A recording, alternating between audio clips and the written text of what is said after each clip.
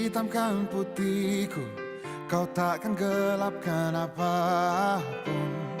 Kau bisa runtuhkan jalanku, kan ku temukan jalan yang lain. Manusia-manusia kuat, itu kita. Jiwa-jiwa yang kuat, itu kita. Manusia-manusia kuat, itu kita.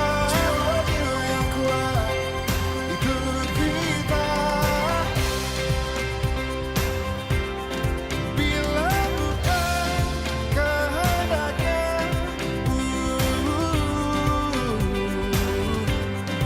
tidak satu pun jelasmu akan bawa bahaya.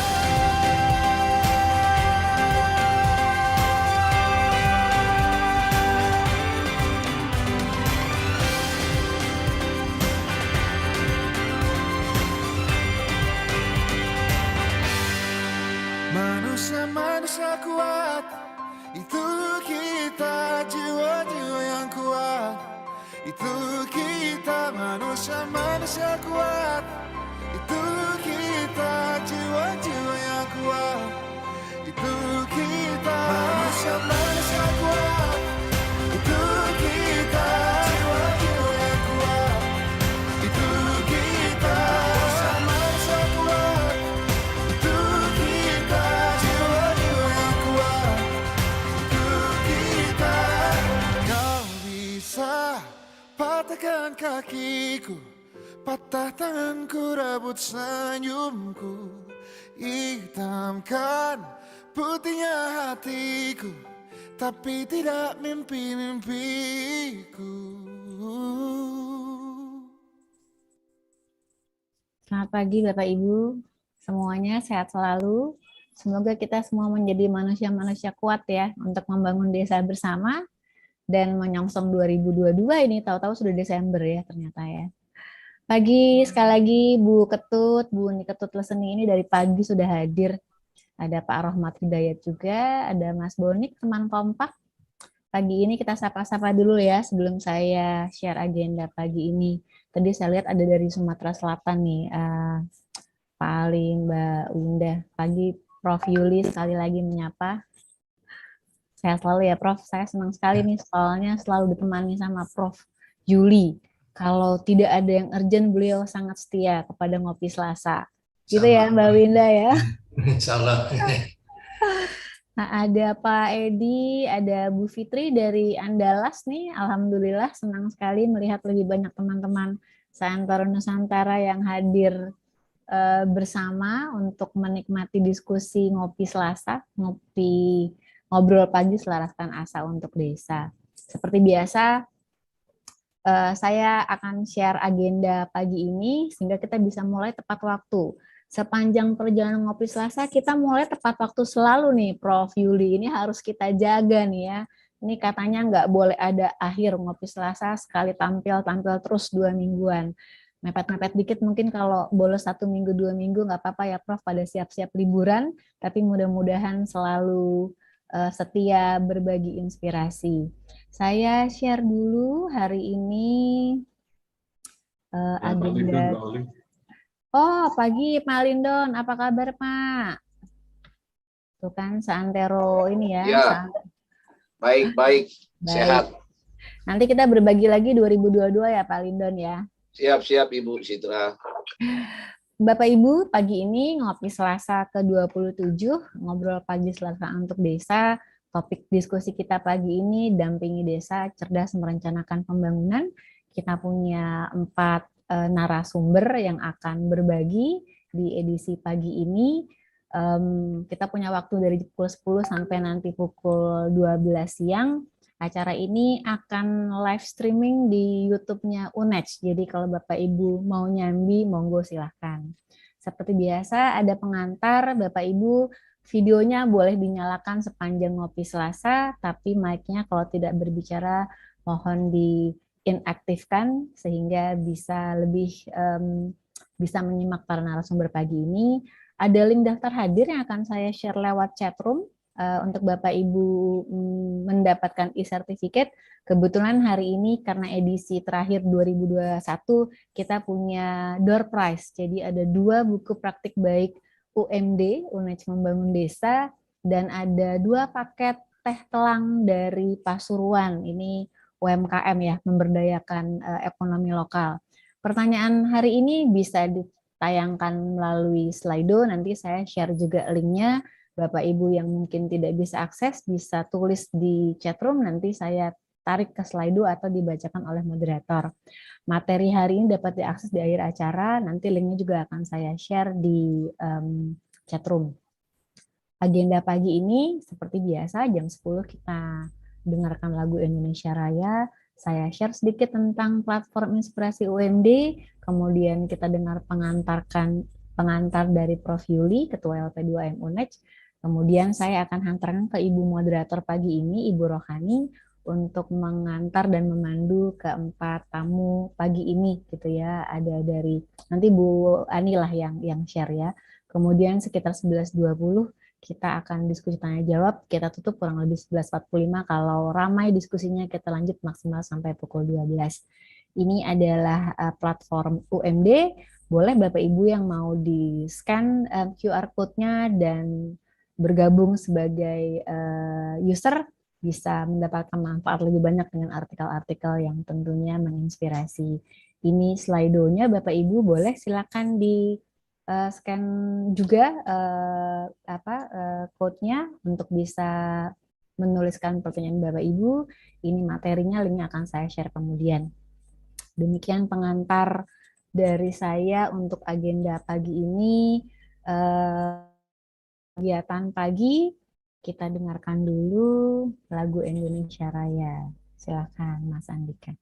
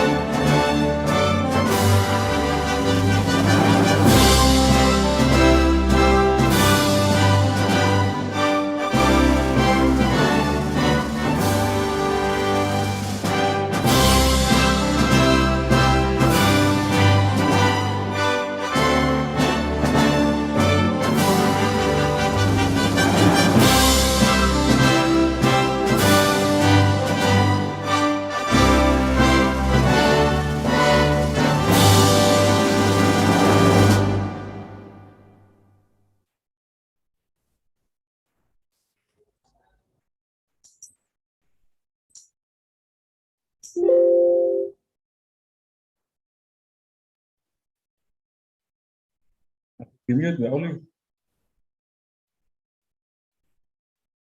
Masih di-mute Mbak Oli. Kayaknya perlu ngopi dulu nih baru di. Iya nih, ngopinya kurang Pak. Baru segelas, 2 gelas baru nyala ya. Saya share dulu platform UMD Bapak Ibu. Jadi yang belum bergabung silakan bergabung, nanti saya share linknya. Jadi platform ini sebetulnya dibuat untuk mengakomodasi, membangun kolaborasi sehingga perguruan tinggi bisa bertemu dengan desa yang mau membangun bersama, Atau desa bisa colek perguruan tinggi mana yang bisa diajak untuk bersama-sama membangun desa. Ada 3 pihak di sini, ada perguruan tinggi, ada desa, dan ada private sector atau bahkan individu atau swasta yang ingin terlibat di dalam membangun desa. Jadi monggo Bapak Ibu silakan dilihat gitu ya. Ini perguruan tinggi yang sudah bergabung biasanya muncul di sini ikon atau logo perguruan tingginya. Ada cerita tentang apa UMD itu, keuntungan menggunakan platform inspirasi UMD ini berjejaring ya. Jadi networking ini hal yang sangat berharga nih hari seperti ini gitu ya, dan platform digital menjadi sesuatu yang mudah-mudahan menjadi opsi untuk selalu terkoneksi dengan banyak pihak. Itu tentang platform UMD, saya akan share linknya. Kita memulai diskusi pagi ini. Sebelum saya antarkan kepada Ibu Moderator, Ibu Rohani, saya akan invite Pak Prof. Dr. Yuli Witono, Ketua LP2M Unis, tapi sebelumnya saya kasih satu pantun. Ke toko buku beli majalah Trubus, sekalian beli sampul kertas warna biru. Biar sekarang hujan terus, ngopi Selasa setia hadir untuk Bapak dan Ibu. Gitu pengantar dari saya, Prof. Yuli. Silakan Prof. Yuli memberikan pengantar untuk hari ini. Monggo Pak. Oke, Mbak Aulia, ya terima kasih ya. Sehat selalu. Baik, Assalamualaikum warahmatullahi wabarakatuh. Waalaikumsalam Dan selamat pagi, salam sejahtera Bapak Ibu sekalian, sahabat-sahabat semua ya yang hadir pada kesempatan ngopi Selasa yang ke-27. Tentu tak lupa hormat kami kepada Bapak Dr. Ali Badruddin, Sekretaris 1 yang membidangi dan membidani ya acara ini bersama Kompak, Mbak Aulia dan tim ya. Tentu hormat kami juga kepada ini masih muda saya kira ini ya, kelihatan seperti seniman ya, Mas Trisno Sakti ya. Kabar baik ya Mas Trisno. Ya, kok namanya ini orang Parayangan tapi namanya seperti nama Jawa ya. Ya, minta salah atau benar saya. Ya, semoga sehat dan Salam Prof. wah, oke. Terima kasih kehadirannya. Juga ini ada Pak Dedi Supriyadi ya, Sekretaris Desa Peditasih ya, Selawi Garut ya. Kemudian ada di sini tentu ada Mbak Puri ya dari Kompak, kemudian ada Mas Irwan Tamrin SE Empar ya dari CEO Wisata Sekolah, dan ada pemandu atau moderator kita di sini ada Ibu Dr. Rohani, terima kasih yang selalu setia beliau ini ya. Jadi apapun beliau selalu, inilah yang harus kita apresiasi ya. Beliau ini punya tugas di tempat lain tapi tidak pernah meninggalkan tugas-tugas atau aktivitas yang ada di LP2M ya. Juga ini ada Ibu Agustin ya, dan tentu Bapak Ibu ada Bu Winda dan semua kawan-kawan. Ini ada yang dari UNAN, dari Unsrat ya, kemudian ada Balitbang Lampung ya, Sumsel kalau nggak salah tuh ya, dan semuanya Bapak Ibu terima kasih atas hadirnya.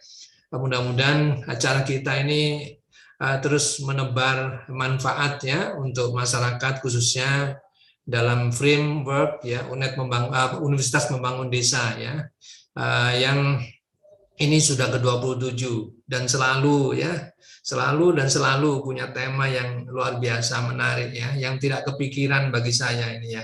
Sekarang lebih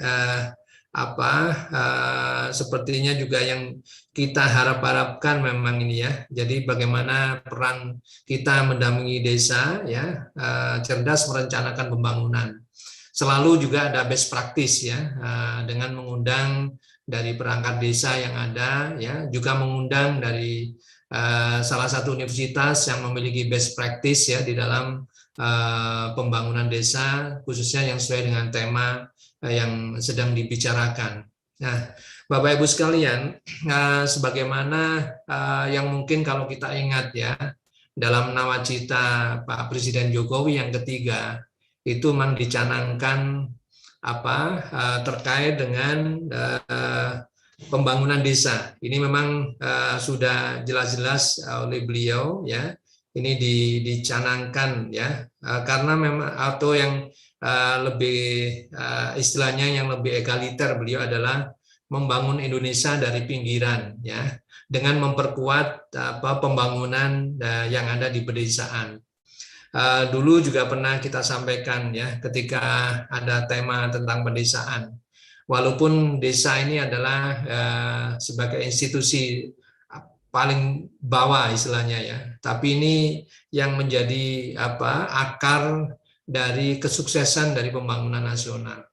Kalau kita bicara dari berbagai sisi misalnya ya, kekuatan daya tahan kesehatan, daya tahan atau ketahanan pangan misalnya ya, bicara ketahanan ekonomi ya, itu tentu akar rumputnya adalah dari pedesaan. Di sisi yang lain, support pemerintah terhadap pembangunan desa ini luar biasa. Kalau kita tidak salah, dalam APBN dialokasikan ada sekitar 70 triliun ya. Tentu ini belum lagi dari lintas kementerian yang lainnya. Namun juga tidak sedikit Bapak Ibu sekalian, ini kita sampaikan misalnya ya, bagaimana pembangunan ini sering masih berorientasi pada pembangunan fisik ya, karena mungkin itu yang mudah dilihat ya, mudah diapresiasi, mungkin ini sebagai legasi dari perangkat desa ya, ini yang paling mudah dilihat. Nah, bahkan pembangunan yang mungkin sering hanya bergantung selera ya, selera dari pimpinan desa atau selera dari kepala desa. Nah, padahal pembangunan ini harus berkelanjutan ya. Jadi sustainable development ya, yang bisa meningkatkan citra, reputasi, kemanfaatan dan daya ungkit bagi masyarakat itu di desa. Sehingga sudah sangat pantas ya diskusi sudah sangat tepat ya diskusi kita pada pagi hari ini adalah bagaimana kita cerdas merencanakan pembangunan. Kemajuan itu akan sangat ditentukan dengan perencanaan.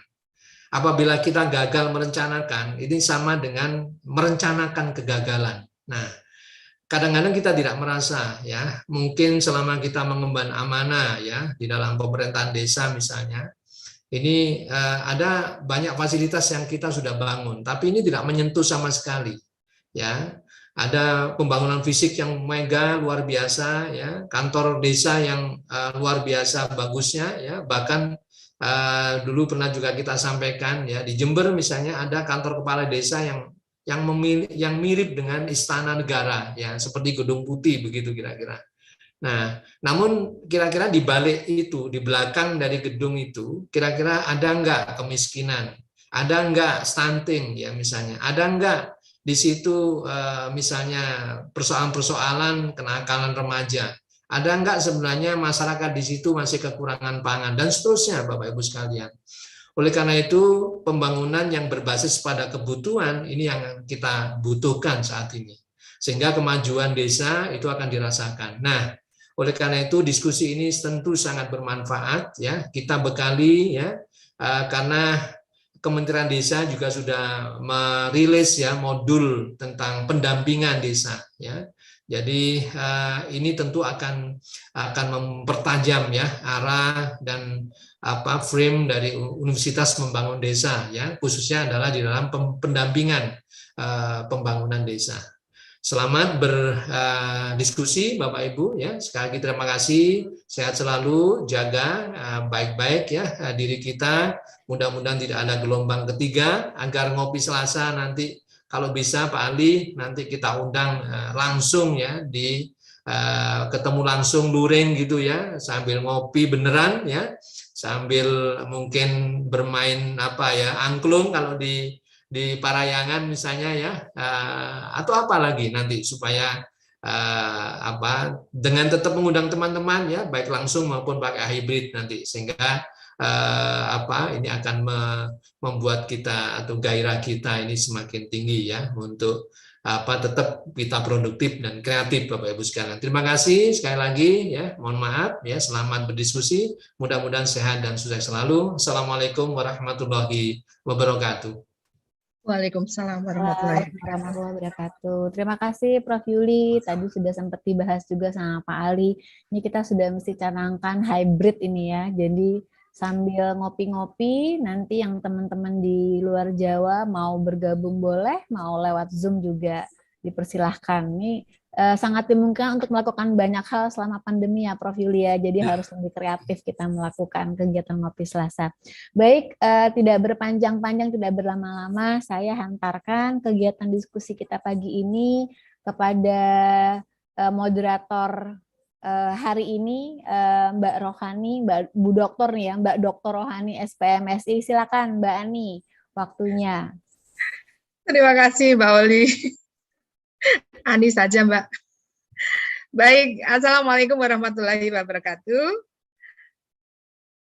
Selamat pagi dan salam sejahtera. Yang saya hormati Profesor Dr. Yuli Bitono MP, selaku Ketua LP3M Universitas Jember yang telah memberikan sambutannya.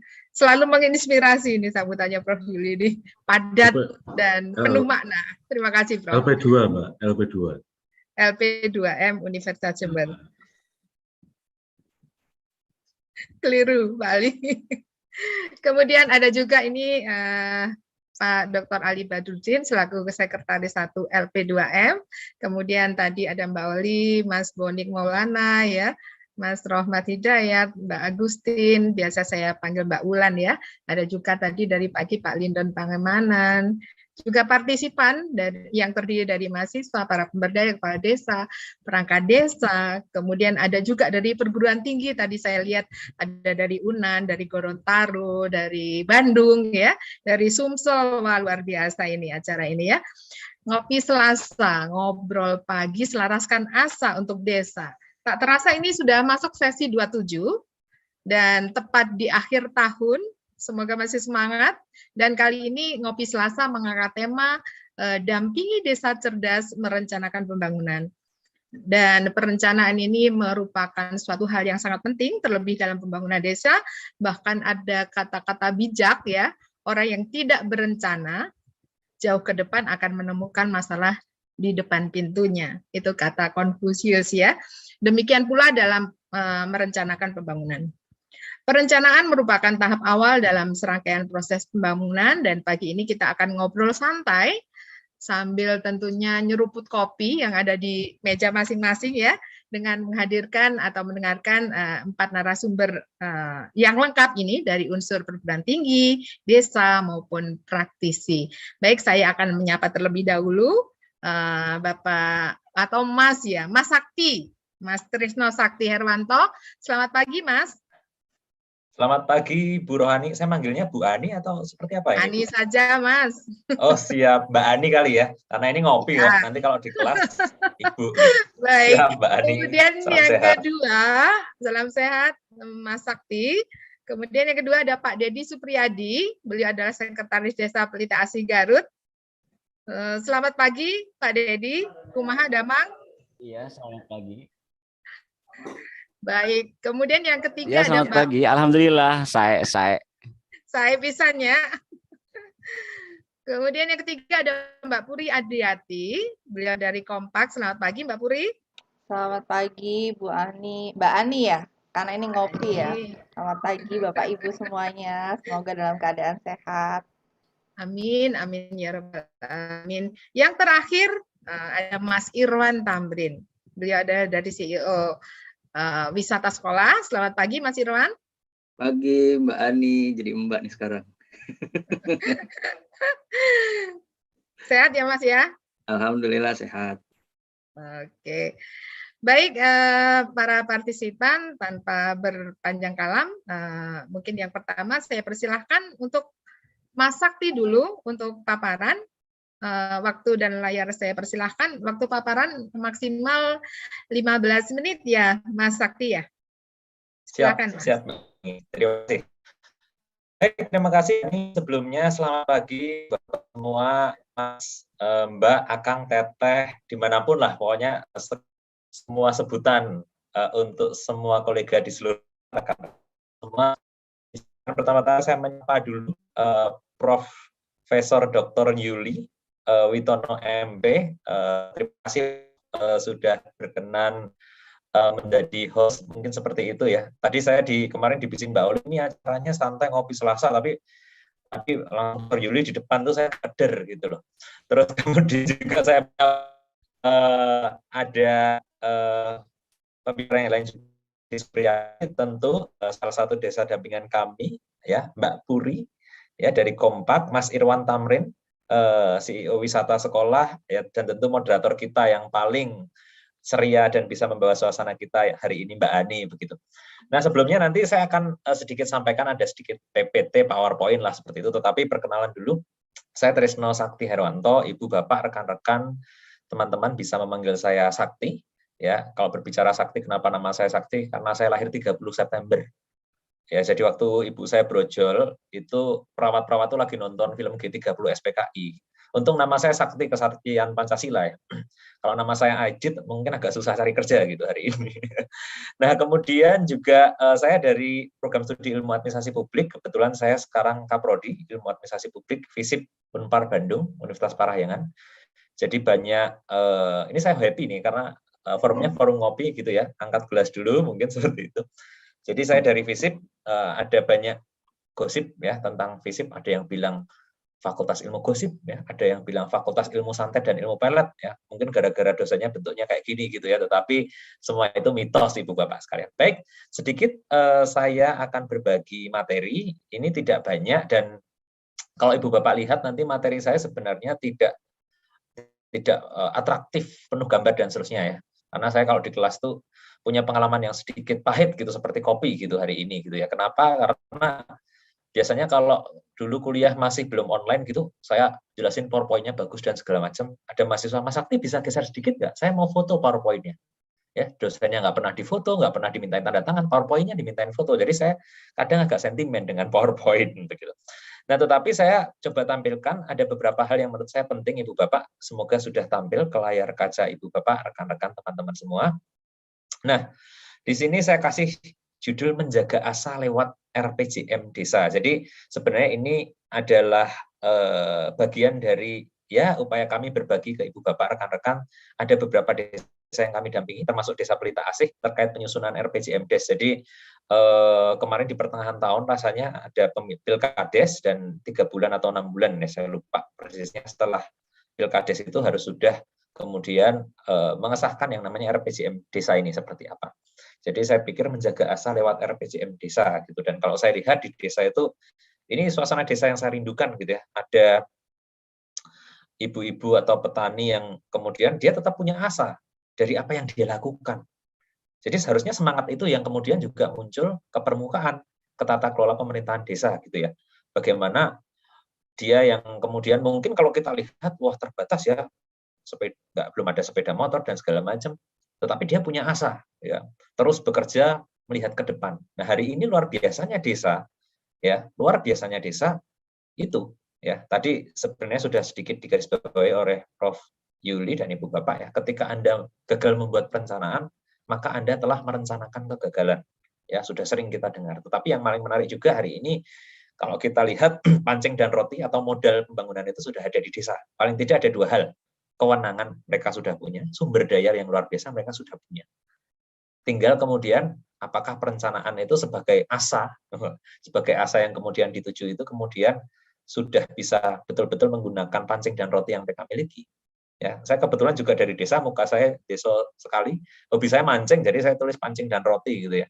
Jadi roti itu kalau di desa saya dulu namanya galundeng ya, odading kalau di Sunda dan segala macam. Jadi bukan roti yang kemudian mewah dan seterusnya, tetapi itu kita bisa gunakan untuk tujuan yang kemudian membuat kita lebih maju dan seterusnya. Nah, sebenarnya saya tidak akan panjang-panjang berbicara RPJM desa. Sebenarnya satu slide yang paling penting di PPT saya itu ini, Ibu Bapak. Nah, ini. Jadi ini adalah struktur format penyusunan RPJM desa gitu ya, yang berdasar pada Permendes PDTT 2021-2020. Jadi kalau sebenarnya berbicara RPJM desa ini sebenarnya apa saja sih,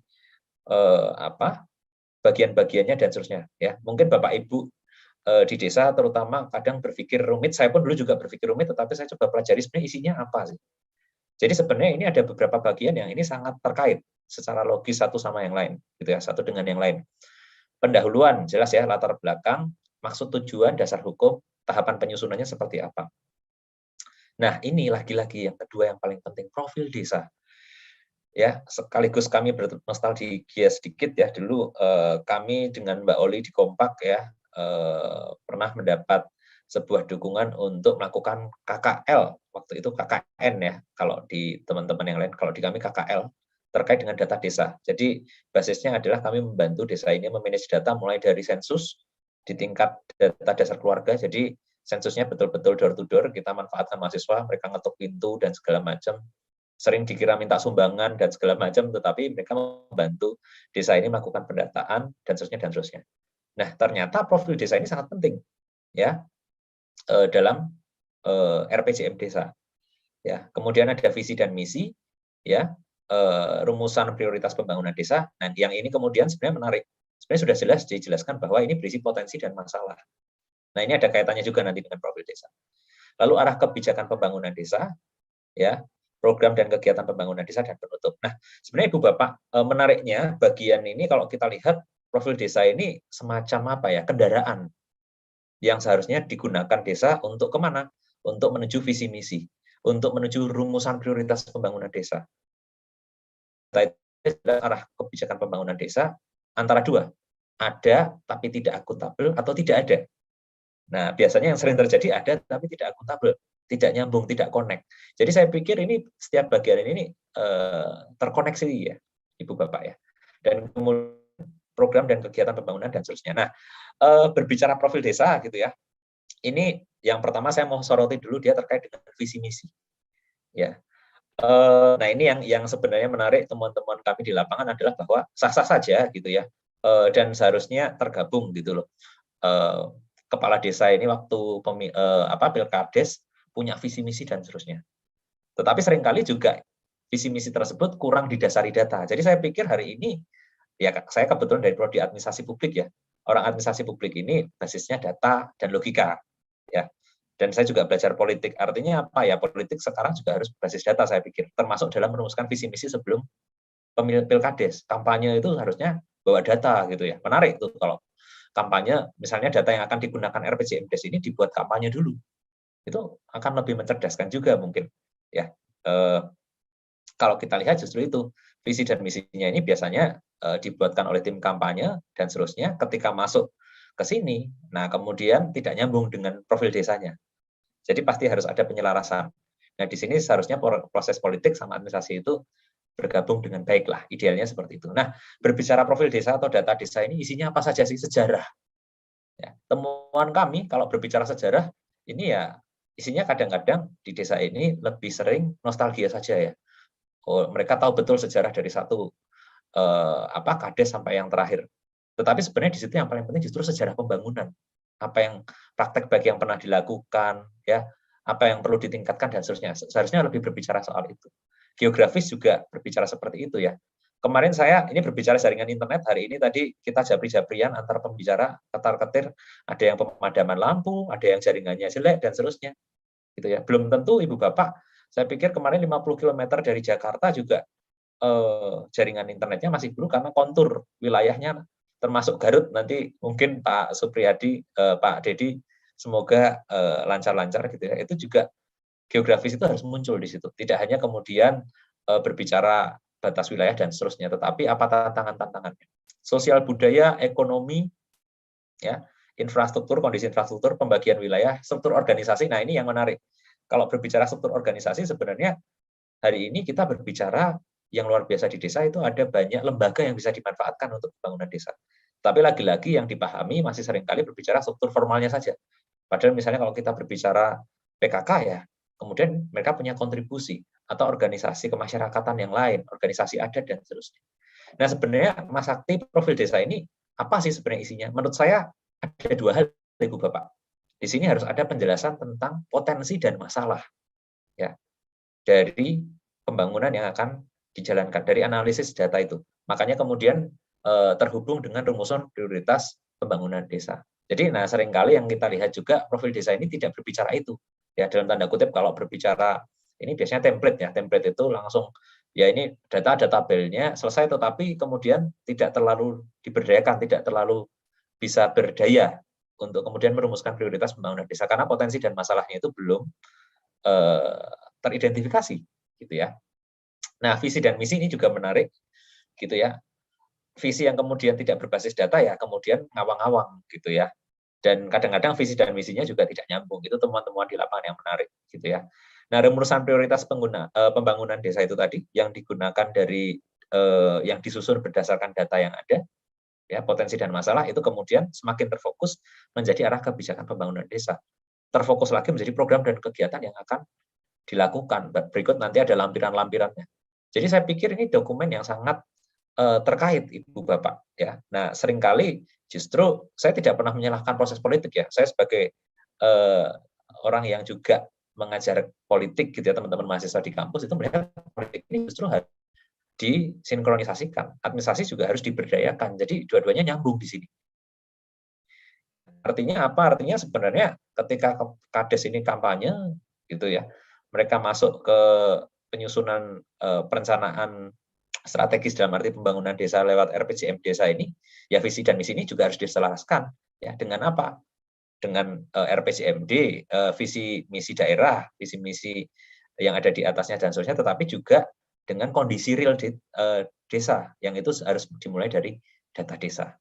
Nah, kira-kira seperti itu Ibu Bapak. Sebenarnya kalau berbicara apa yang saya akan bagikan dari pengalaman kami ya, koneksi hubungan antar bagian dalam RPJM desa ya, itu kira-kira seperti ini gitu. Nah, ini yang sebenarnya kadang desa ini juga kebingungan gitu ya. Kami juga kemarin sedang tindak lanjuti ke BPMPD Kabupaten Garut untuk kemudian bisa saling sinkron lah, karena ini eranya era kolaborasi. Jadi desa ini bahkan kemarin kader pendamping desa itu juga kebingungan, saya harus memberikan apa, kami tidak memiliki panduan yang jelas dan seterusnya. Padahal sebenarnya ketika kita ambil dari aturannya dan seterusnya, ini kemudian bisa kita buat kira-kira seperti ini. Dan sebenarnya menurut saya ini menjadi lebih sederhana.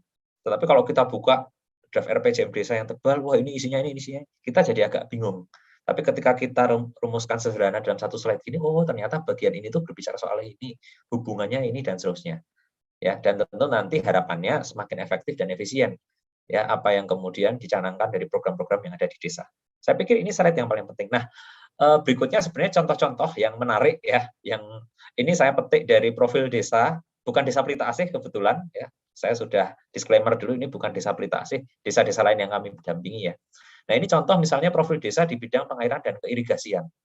Ya, penanganan keirigasian, pengairan diarahkan dalam rangka memenuhi kebutuhan para petani sawah dan kolam air tawar maupun palawija. Nah, ini adalah contoh bahwa penjelasan-penjelasan kualitatif gitu ya, yang ada di RPJM desa ini kadang tidak berdasar. Ya, harusnya kuantitatif dan kualitatif berdampingan, tetapi ini kualitatifnya pun tidak berdasar. Nah, sebenarnya kemudian belum berbicara kebutuhan para petani sawah ini seperti apa sih, ada berapa sawah dan seterusnya, air yang dibutuhkan seperti air tawar ini belum terpetakan. Gitu ya.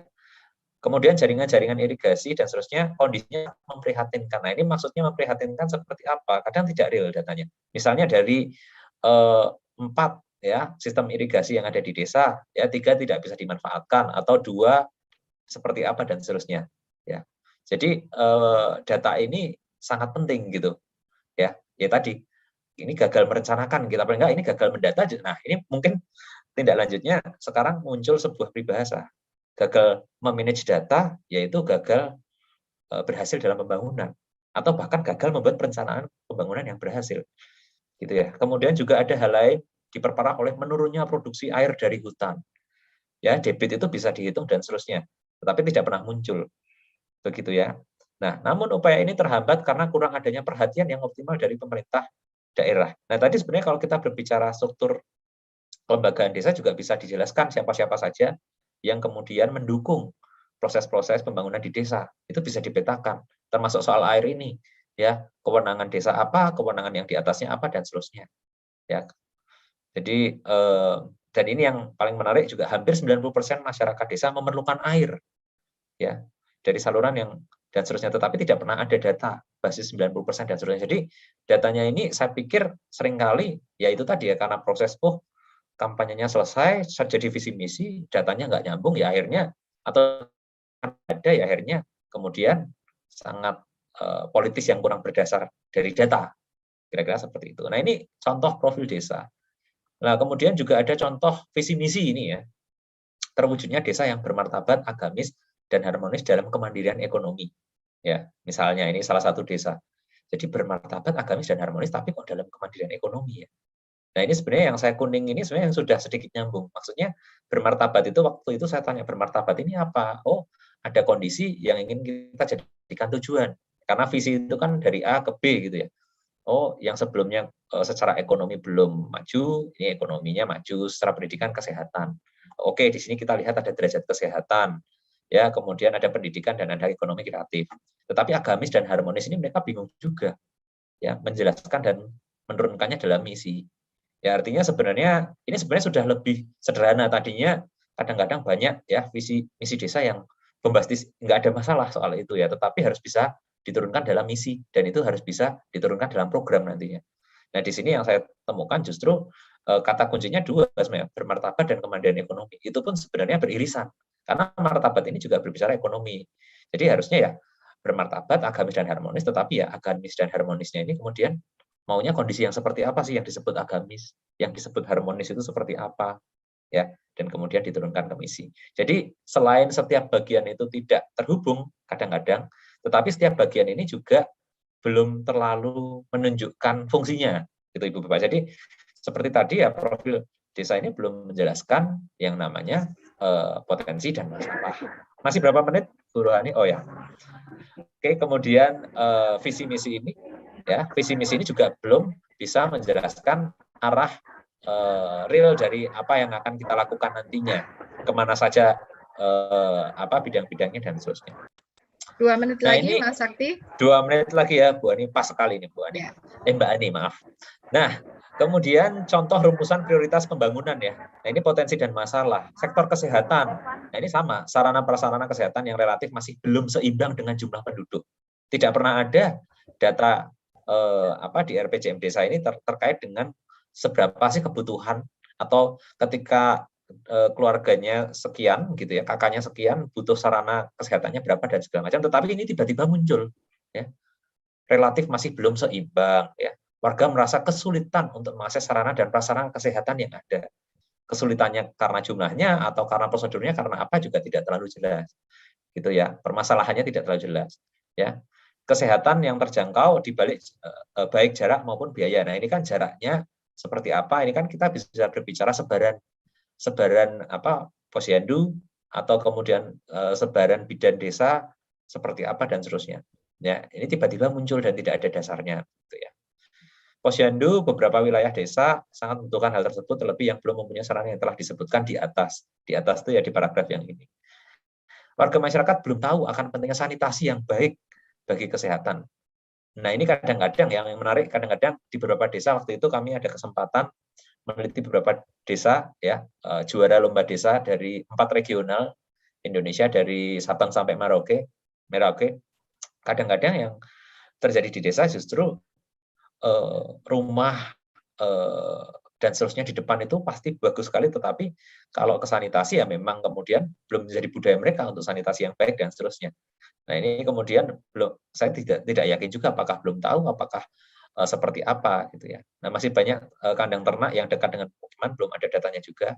Kekurangan tenaga dalam pelayanan kesehatan, ini kembali lagi ke paragraf yang tadi. Ini adalah beberapa contoh Ibu Bapak bahwa sebenarnya penjelasan-penjelasan itu perlu didasari oleh data yang valid tentu ya, yang valid dan update gitu, dan itu menjadi hal yang penting ketika kita merencanakan pembangunan dalam konteks RPJM desa ini.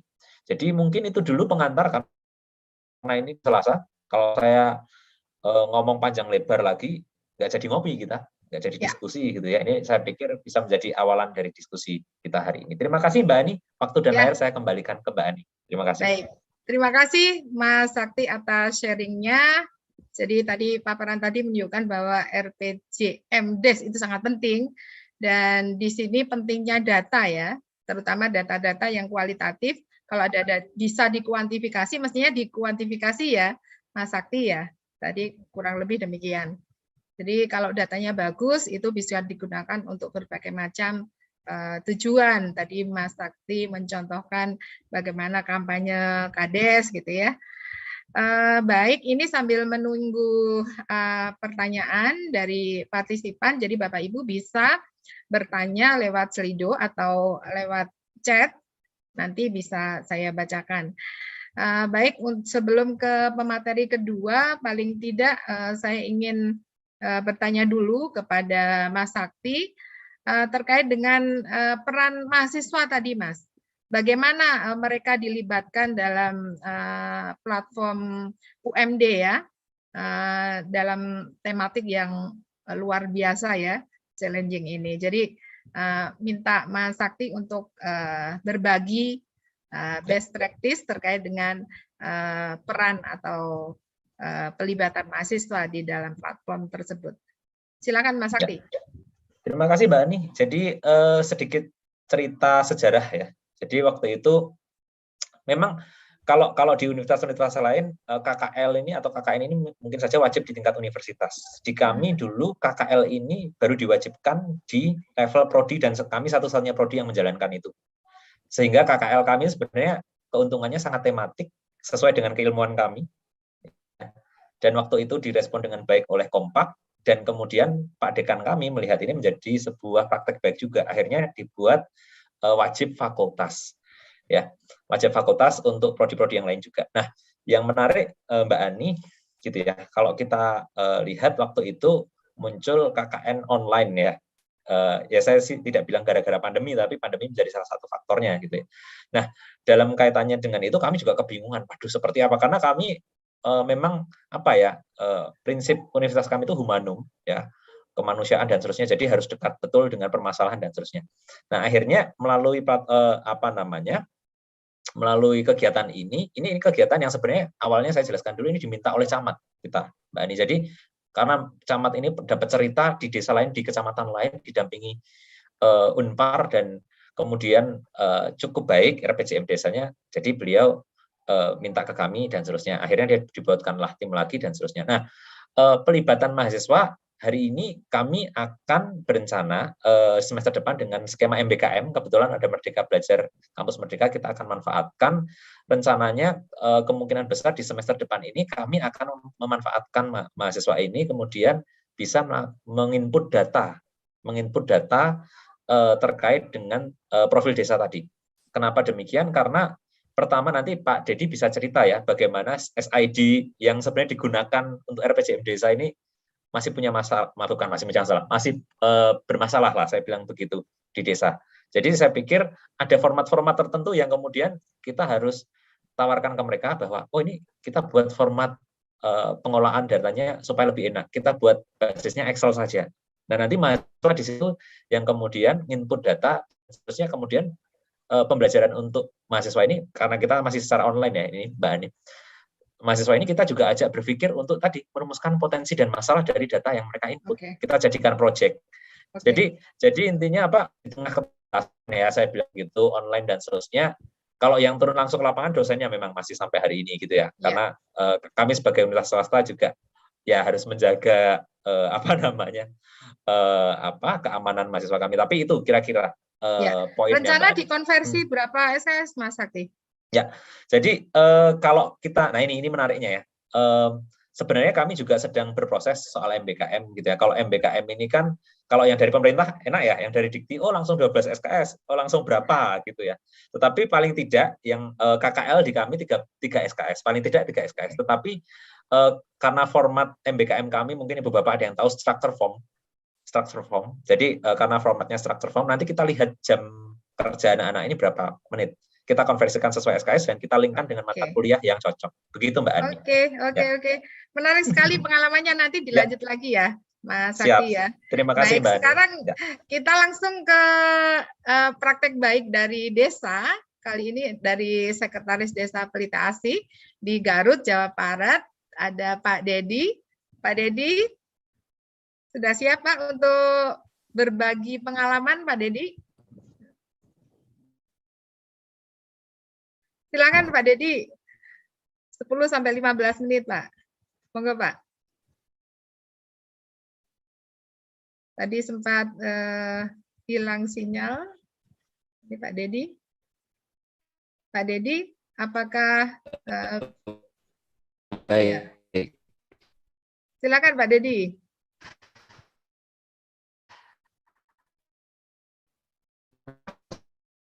Agak terputus-putus sepertinya. Iya, jaringannya.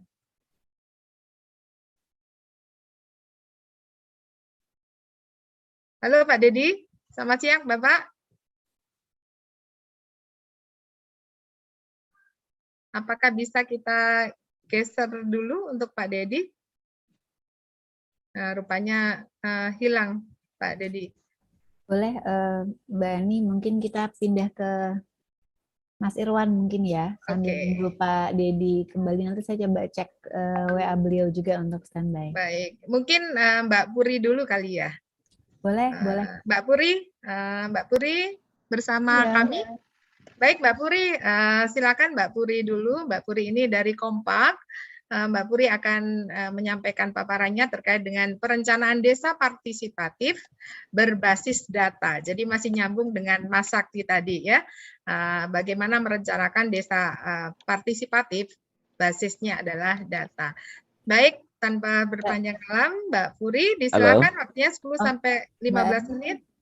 Mbak Ani, ini Pak Dedi udah masuk ya? Coba kita coba ya, biar nyambung sama Mas Sakti nih sebetulnya. Nih. Iya. Boleh kalau Pak Dedi sudah masuk, Pak Dedi dulu, Mbak Oli, Mbak Ani, silahkan. Ya, Mbak Puri, Pak Dedi, silahkan Pak Dedi.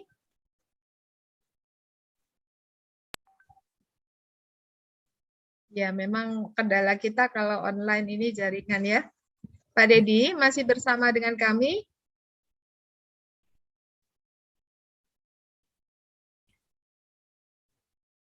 Ya.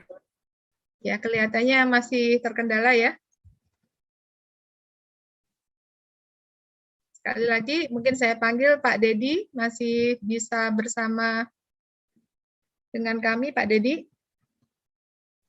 Ke Mbak Puri aja, nanti saya hubungi beliau ya. Baik.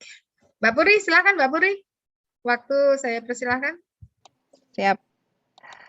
Selamat pagi Bapak Ibu, salam sejahtera untuk kita semua. Ini share screen saya sudah benar belum ya, Mbak Ani? Belum, Mbak. Belum ya, itu dia. Sebentar, ini kayaknya. Bentar. Yang gambarnya indah, Mbak Puri. Ada sungai-sungai. Ini kalau sekarang udah benar belum? Oke, Mbak. Ya, sekarang udah benar. Oke, siap. Maklum ini, aduh. Oke, selamat pagi Bapak Ibu. Perkenalkan nama saya Puri Andriati. Saya bersama Mbak Oli di Kompak sejak tahun 2016 ya kalau saya tidak salah. Membantu pemerintah Indonesia, Bappenas, Kemendagri, Kemenkyu untuk isu tentang pengelolaan keuangan publik sebenarnya, tapi ini diminta sama Mbak Oli untuk sharing sebenarnya untuk perencanaan desa partisipatif menggunakan data ini seperti apa. Nah, sebentar saya share screen dulu ya. Oke, Bapak Ibu ini saya coba ini ternyata yang saya sampaikan sama Mas Sakti tadi sampaikan itu sama. Kalau kita gagal merencanakan sama saja merencanakan kegagalan. Di gambar ini terlihat bahwa kalau ada pembangunan jembatan itu kalau kontraktornya beda bisa saja ini jembatannya nggak nyambung. Nah, sama seperti tadi yang disampaikan oleh Mas Sakti ya. Kalau antara potensi desa, antara pancing sama rotinya tidak bisa diketemukan, antara kekuatan dan keunggulan desa tidak bisa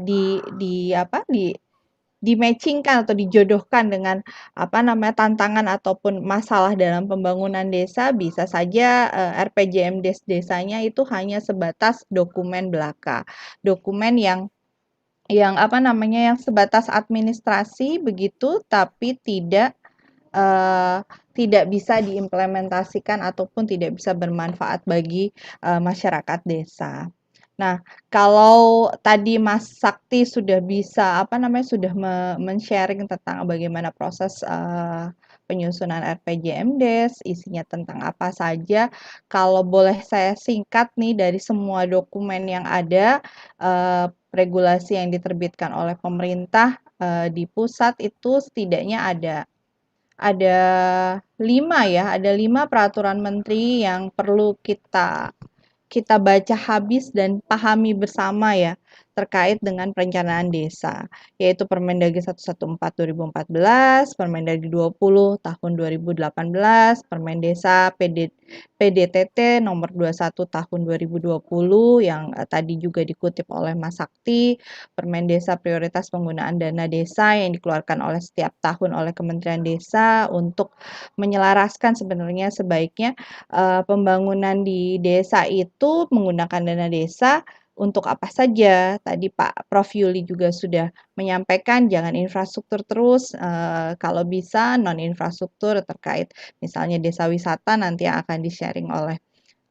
Mas siapa tadi? Saya lupa namanya. Saya ingat mukanya tapi kok lupa namanya, maaf nih. Nah, dengan narasumber yang selanjutnya. Lalu yang terakhir adalah Peraturan Menteri Keuangan tentang penyaluran dana desa yang setiap tahun berubah-ubah. Saya tahu ini peraturan menteri yang dikeluarkan oleh pemerintah pusat pastinya tebal-tebal ya, tapi secara ringkas setidaknya ada 3 dokumen yang perlu disusun oleh desa ya. Nanti Pak Dedi bisa menceritakan bagaimana prosesnya. Ada RPJM Desa, RKPD Desa yang merupakan turunan dari RPJM Desa setiap tahun dan APBDes Desa yang menjadi pedoman. Sebenarnya ini yang mengikat ya Mas Sakti dan Bapak Ibu sekalian, yang mengikat sebenarnya desa itu akan merencanakan dan menyelenggarakan apa saja di desanya di tahun berjalan. Nah, kalau kita ngomongin soal perencanaan pembangunan desa tentunya bukan hanya Pak Dedi saja, tapi juga ada BPD, ada masyarakat yang terlibat untuk berdiskusi secara partisipatif untuk memanfaatkan dan mengalokasikan tadi pancing dan rotinya dalam rangka mensukseskan pembangunan di desa. Nah, kalau saya harus menjelaskan ini, saya yakin saya bukan orang yang tepat nih Bapak Ibu. Nanti mungkin Pak Dedi bisa sharing ya, dari mulai bulan Juni sampai dengan bulan Desember itu apa saja yang perlu dilakukan, siapa saja yang akan menjadi penanggung jawab utama, hasilnya seperti apa. Saya yakin Bapak Ibu yang dari desa jauh lebih paham terkait kaitan antara RPJM Desa, RKPD Desa dan APBDes ya. Jadi saya rasa saya tidak perlu menceritakan lagi secara detail tentang apa saja yang dilakukan di desa. Tetapi kalau boleh nitip ini Mas Sakti, ini sebaiknya jadi timing juga ya untuk teman-teman universitas jika ingin mendampingi desa, bulan-bulan KKN-nya kalau bisa dipaskan nih. Jadi pemerintah desa juga bisa dapat asistensi khusus ya untuk menyusun dokumen perencanaan dan penganggarannya. Mungkin itu titipannya dari kami Kompak yang tidak bisa sefleksibel teman-teman dari universitas untuk mendampingi desa. Nah, Bapak Ibu, ini saya mau cerita sebenarnya Kompak ini selama dari 2020 ya, kami bersama dengan Bappenas, Kementerian PPN Bappenas, Direktorat Penanggulangan Kemiskinan dan Pemberdayaan Masyarakat, kami mengembangkan sebuah digital monografi desa. Digital monografi desa ini sebenarnya bertujuan untuk memperluas penggunaan data desa untuk mendukung agenda reformasi sosial. Jadi kalau saya boleh bantu sampaikan apa yang tadi upaya-upaya yang dilakukan oleh Mas Sakti, Mbak Oli, Pak Prof Yuli, itu coba kita take up di nasional dan kita coba kembangkan atau kita kemas dalam sebuah apa namanya pendekatan, yaitu digital monografi desa. Jadi DMD ini setidaknya punya apa namanya punya visi dan misi yang sama ya dengan UMD ya. Ada kolaborasi antar apa namanya pelaku kepentingan di pembangunan desa dan juga memberikan kapasitas kepada para pemangku kepentingan untuk sama-sama membangun desa dan menggunakan data yang sudah dimiliki desa. Jadi setidaknya ada 5 ya yang kita coba kembangkan. Menunya ada layanan, ada pengelolaan informasi, pengelolaan datanya, pemutakhiran data, lalu peningkatan kapasitas untuk perencanaan kepada masyarakat desa untuk sama-sama belajar menggunakan data untuk menyusun perencanaan yang lebih tepat sasaran dan berbasiskan dengan data, tapi tanpa melupakan unsur dari partisipatif masyarakat itu sendiri. Saya izin ngopi dulu nih ya. Ya, ngopi dulu Mbak Puri, silakan. 5 menit lagi ya Mbak? Ya, oke.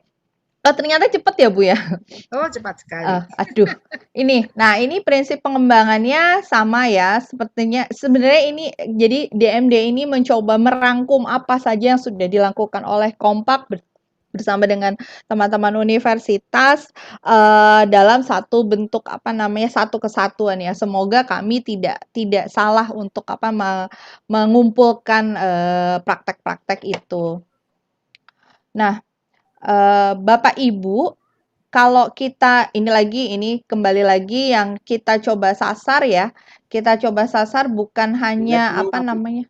Iya, halo? Iya, sama Iya, yang kita jadi kita coba membungkus jadi satu paket nasi bungkus ya DMD ini terkait dari penggunaan data, kolaborasi dengan universitas dan pengembangan kapasitas yang sudah diberikan oleh Kompak dari tahun 2016 dalam bentuk PTPD ya, pendamping teknis pembina desa yang menguatkan kecamatan untuk membantu desa. Nah, kalau Bapak Ibu nanti saya sempat demo, walaupun mungkin nanti bisa dilihat saya share link YouTube-nya ya untuk demo Sepakat Desa. Jadi apa hubungannya Sepakat Desa dengan DMD? DMD ini hadir untuk membantu desa-desa yang memang belum punya data yang tadi dan belum sempat didampingi oleh universitas seperti Garut ya, seperti desanya Pak Dedi ya, belum dapat privilege khusus untuk mendapatkan pendampingan langsung dari Mas Sakti. Jadi ini kita coba buat belajar dari apa yang sudah dikembangkan oleh Kompak untuk sistem informasi desa. Kita kembangkan namanya Sepakat. Sepakat itu sistem perencanaan penganggaran dan monitoring dan evaluasi berbasis dan analisis yang menggunakan data dari BPS. Jadi desa-desa kita berikan akses langsung untuk data profil desa, data Prodeskel, data profil Podes, lalu data dari DTKS untuk mencoba memudahkan mereka membuat profil desa. Tadi Mas Sakti sudah cerita bahwa profil desa kelurahan ini penting banget dan pasti desa juga sudah punya, tapi platform ini mencoba memudahkan desa untuk untuk menampilkan secara cepat sebenarnya profil desa di desa mereka itu seperti apa. Ini contohnya saya pakai desa Taraju ya, kecamatan atau kabupaten kecamatannya Taraju juga, kabupatennya Tasikmalaya, provinsinya Jawa Barat. Nah, dari Sepakat Desa ini kita bisa mendapatkan profil desa, kita juga bisa menganalisis data dari DTKS yang mereka punya. Jadi di sini bisa dilihat sebenarnya kepala keluarga yang paling miskin itu siapa yang yang kira-kira masih membutuhkan perbaikan dari sisi fasilitas kesehatan atau belum mendapatkan BPJS, itu bisa ketahuan oleh perangkat desa dan BPD juga. Nah, Dari analisis fitur analisis ini kita bisa lanjut ke perencanaan dan penganggaran. Kembali lagi Bapak Ibu, sepakat desa ini hanya alat bantu, tidak untuk menggantikan proses partisipatif yang memang sudah lama berjalan di desa ya, dan harapannya saat perencanaan, saat musyawarah desa dilakukan, teman-teman BPD yang memfasilitasi perencanaan bisa menggunakan data ini sebagai alat bantu. Jadi isinya harapannya ya RPJMDes dan RKPDes itu bukan hanya sebatas keinginan, tapi juga benar-benar kebutuhan berdasarkan data. Nah, Bapak Ibu dari dari pelaku di desa pasti sudah tahu desa itu kaya sekali dengan data ya. Tetapi data tersebut terkadang tidak bisa diakses oleh desa, dan desa hanya sebatas sebagai pengumpul data. Misalnya, saya tidak mau sebut jenis data-datanya ya, seperti yang paling gampang aja data BPS. Desa diminta membantu BPS untuk mengumpulkan data, tapi kadang-kadang desa sendiri tidak punya datanya itu seperti apa. Nah, di sepakat ini kita coba kembangkan juga, semoga tidak tidak memberatkan desa ya, fitur pendataan di mana teman-teman desa bisa mendata dengan mudah dan memiliki datanya untuk pembangunan desanya. Jadi ada fitur pendataan yang bisa diakses secara mudah dan tanpa harus mengeprint atau menulis di kertas atau mengirimkan itu ke pusat. Jadi desa berdaya data, kurang lebih seperti itu. Nah, bagaimana sepakat membantu tadi sudah saya ceritakan, ini bukan untuk menggantikan proses partisipatif, tapi ini bisa jadi sebuah alat bantu untuk BPD dalam memfasilitasi musyawarah ya. Musyawarah yang berbobot ya, kalau Mas Sakti bilang, nanti Mas Sakti dan Pak Dedi bisa sharing bagaimana proses musyawarah sendiri itu terjadi, dan kalau tidak ada data sangat eman-eman ya, kalau bahasa Jawanya tuh eman-eman, kalau bahasa Sundanya mubazir ya, mubazir bukan bahasa Sunda ya. Sayang sekali kalau musyawarah itu tidak berdasarkan dengan data yang akurat. Nah, ini mohon maaf nih Bapak Ibu, lokasinya baru intervensi untuk uji coba sendiri baru di beberapa desa ya, kurang lebih sekitar 85 desa, ada di sekitar 1, 2, 3, 4, 5, 6, 7, 8, 9, 10, 11 kabupaten kota. Salah satunya di Garut yang saya ingat itu ada Pesanggerahan, ada Sindanggalih ya. Mungkin Pak Dedi juga lebih tahu ya itu posisinya di mana dibandingkan dengan desanya Pak Dedi. Sebentar. Nah, di sharing sedikit Bapak Ibu dari Desa Pesanggerahan di Garut, di kecamatannya Kecamatan Sukawening, mereka kemarin itu terakhir membuat RKPDes. Nah, mereka sudah menggunakan sepakat untuk menyusun RKPDes-nya mereka. Dari sepakat ini mereka setidaknya bisa mengetahui 3 hal. Tadi selain profil desa, mereka bisa membuat prioritas masalah berdasarkan fitur yang ada di sepakat ya. Jadi mereka melihat menggunakan analisis kemiskinan tingkat desa, ada by name by address, tapi NIK-nya ini dibintangin dan ini tidak bisa diakses oleh umum, yang bisa mengakses hanya perangkat, operator dan BPD ya. Jadi karena ini ada data NIK yang sifatnya rahasia. Jadi proses musrenbang desnya itu ada datanya, tidak hanya sebatas keinginan warga masyarakat saja. Nah, dari analisis sepakat ini kita juga bisa melihat pembangunan sebenarnya kebutuhan infrastruktur lagi ya. Mohon maaf ini karena platformnya juga terbatas, ya yang kami bisa dekati hanya kebutuhan infrastruktur. Jadi ada pembangunan 5 titik sumur bor berdasarkan analisis untuk menjawab kebutuhan air minum layak. Ternyata di desa Pesanggerahan ini air minum layak masih menjadi masalah.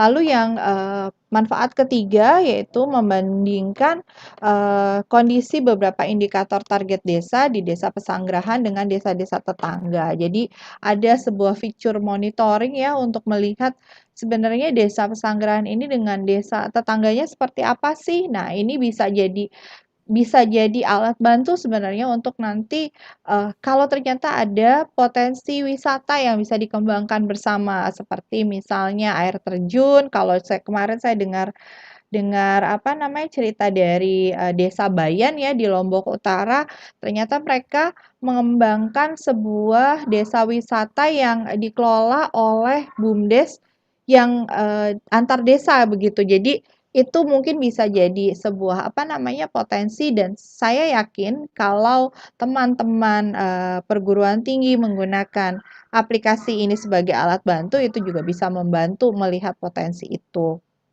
Nah, Bapak Ibu, kalau nanti ada kesempatan setelah acara ini Ngopi Selasa bisa buka di YouTube-nya Desa Pesanggerahan ya.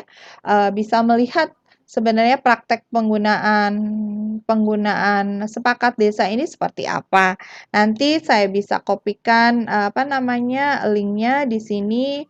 Bapak Ibu bisa melihat Kang Iman, seorang puskesos di Desa Pesanggerahan, memaparkan atau mendemokan tentang penggunaan sepakat. Mungkin itu ya Bu Ani, sharing saya. Ini mohon maaf kalau sedikit overtime. Terima kasih. Sebelumnya Bapak Ibu ditunggu diskusinya. Terima kasih. Baik, terima kasih Mbak Puri, luar biasa paparannya sangat padat. Tapi sebelum ke narasumber berikutnya, mungkin sambil ngopi-ngopi supaya nggak bosen, saya akan bacakan pertanyaan dari Pak Rteja atau Ibu ya. Rasanya Pak R itu Rahmat gitu mungkin ya, atau Raden gitu ya.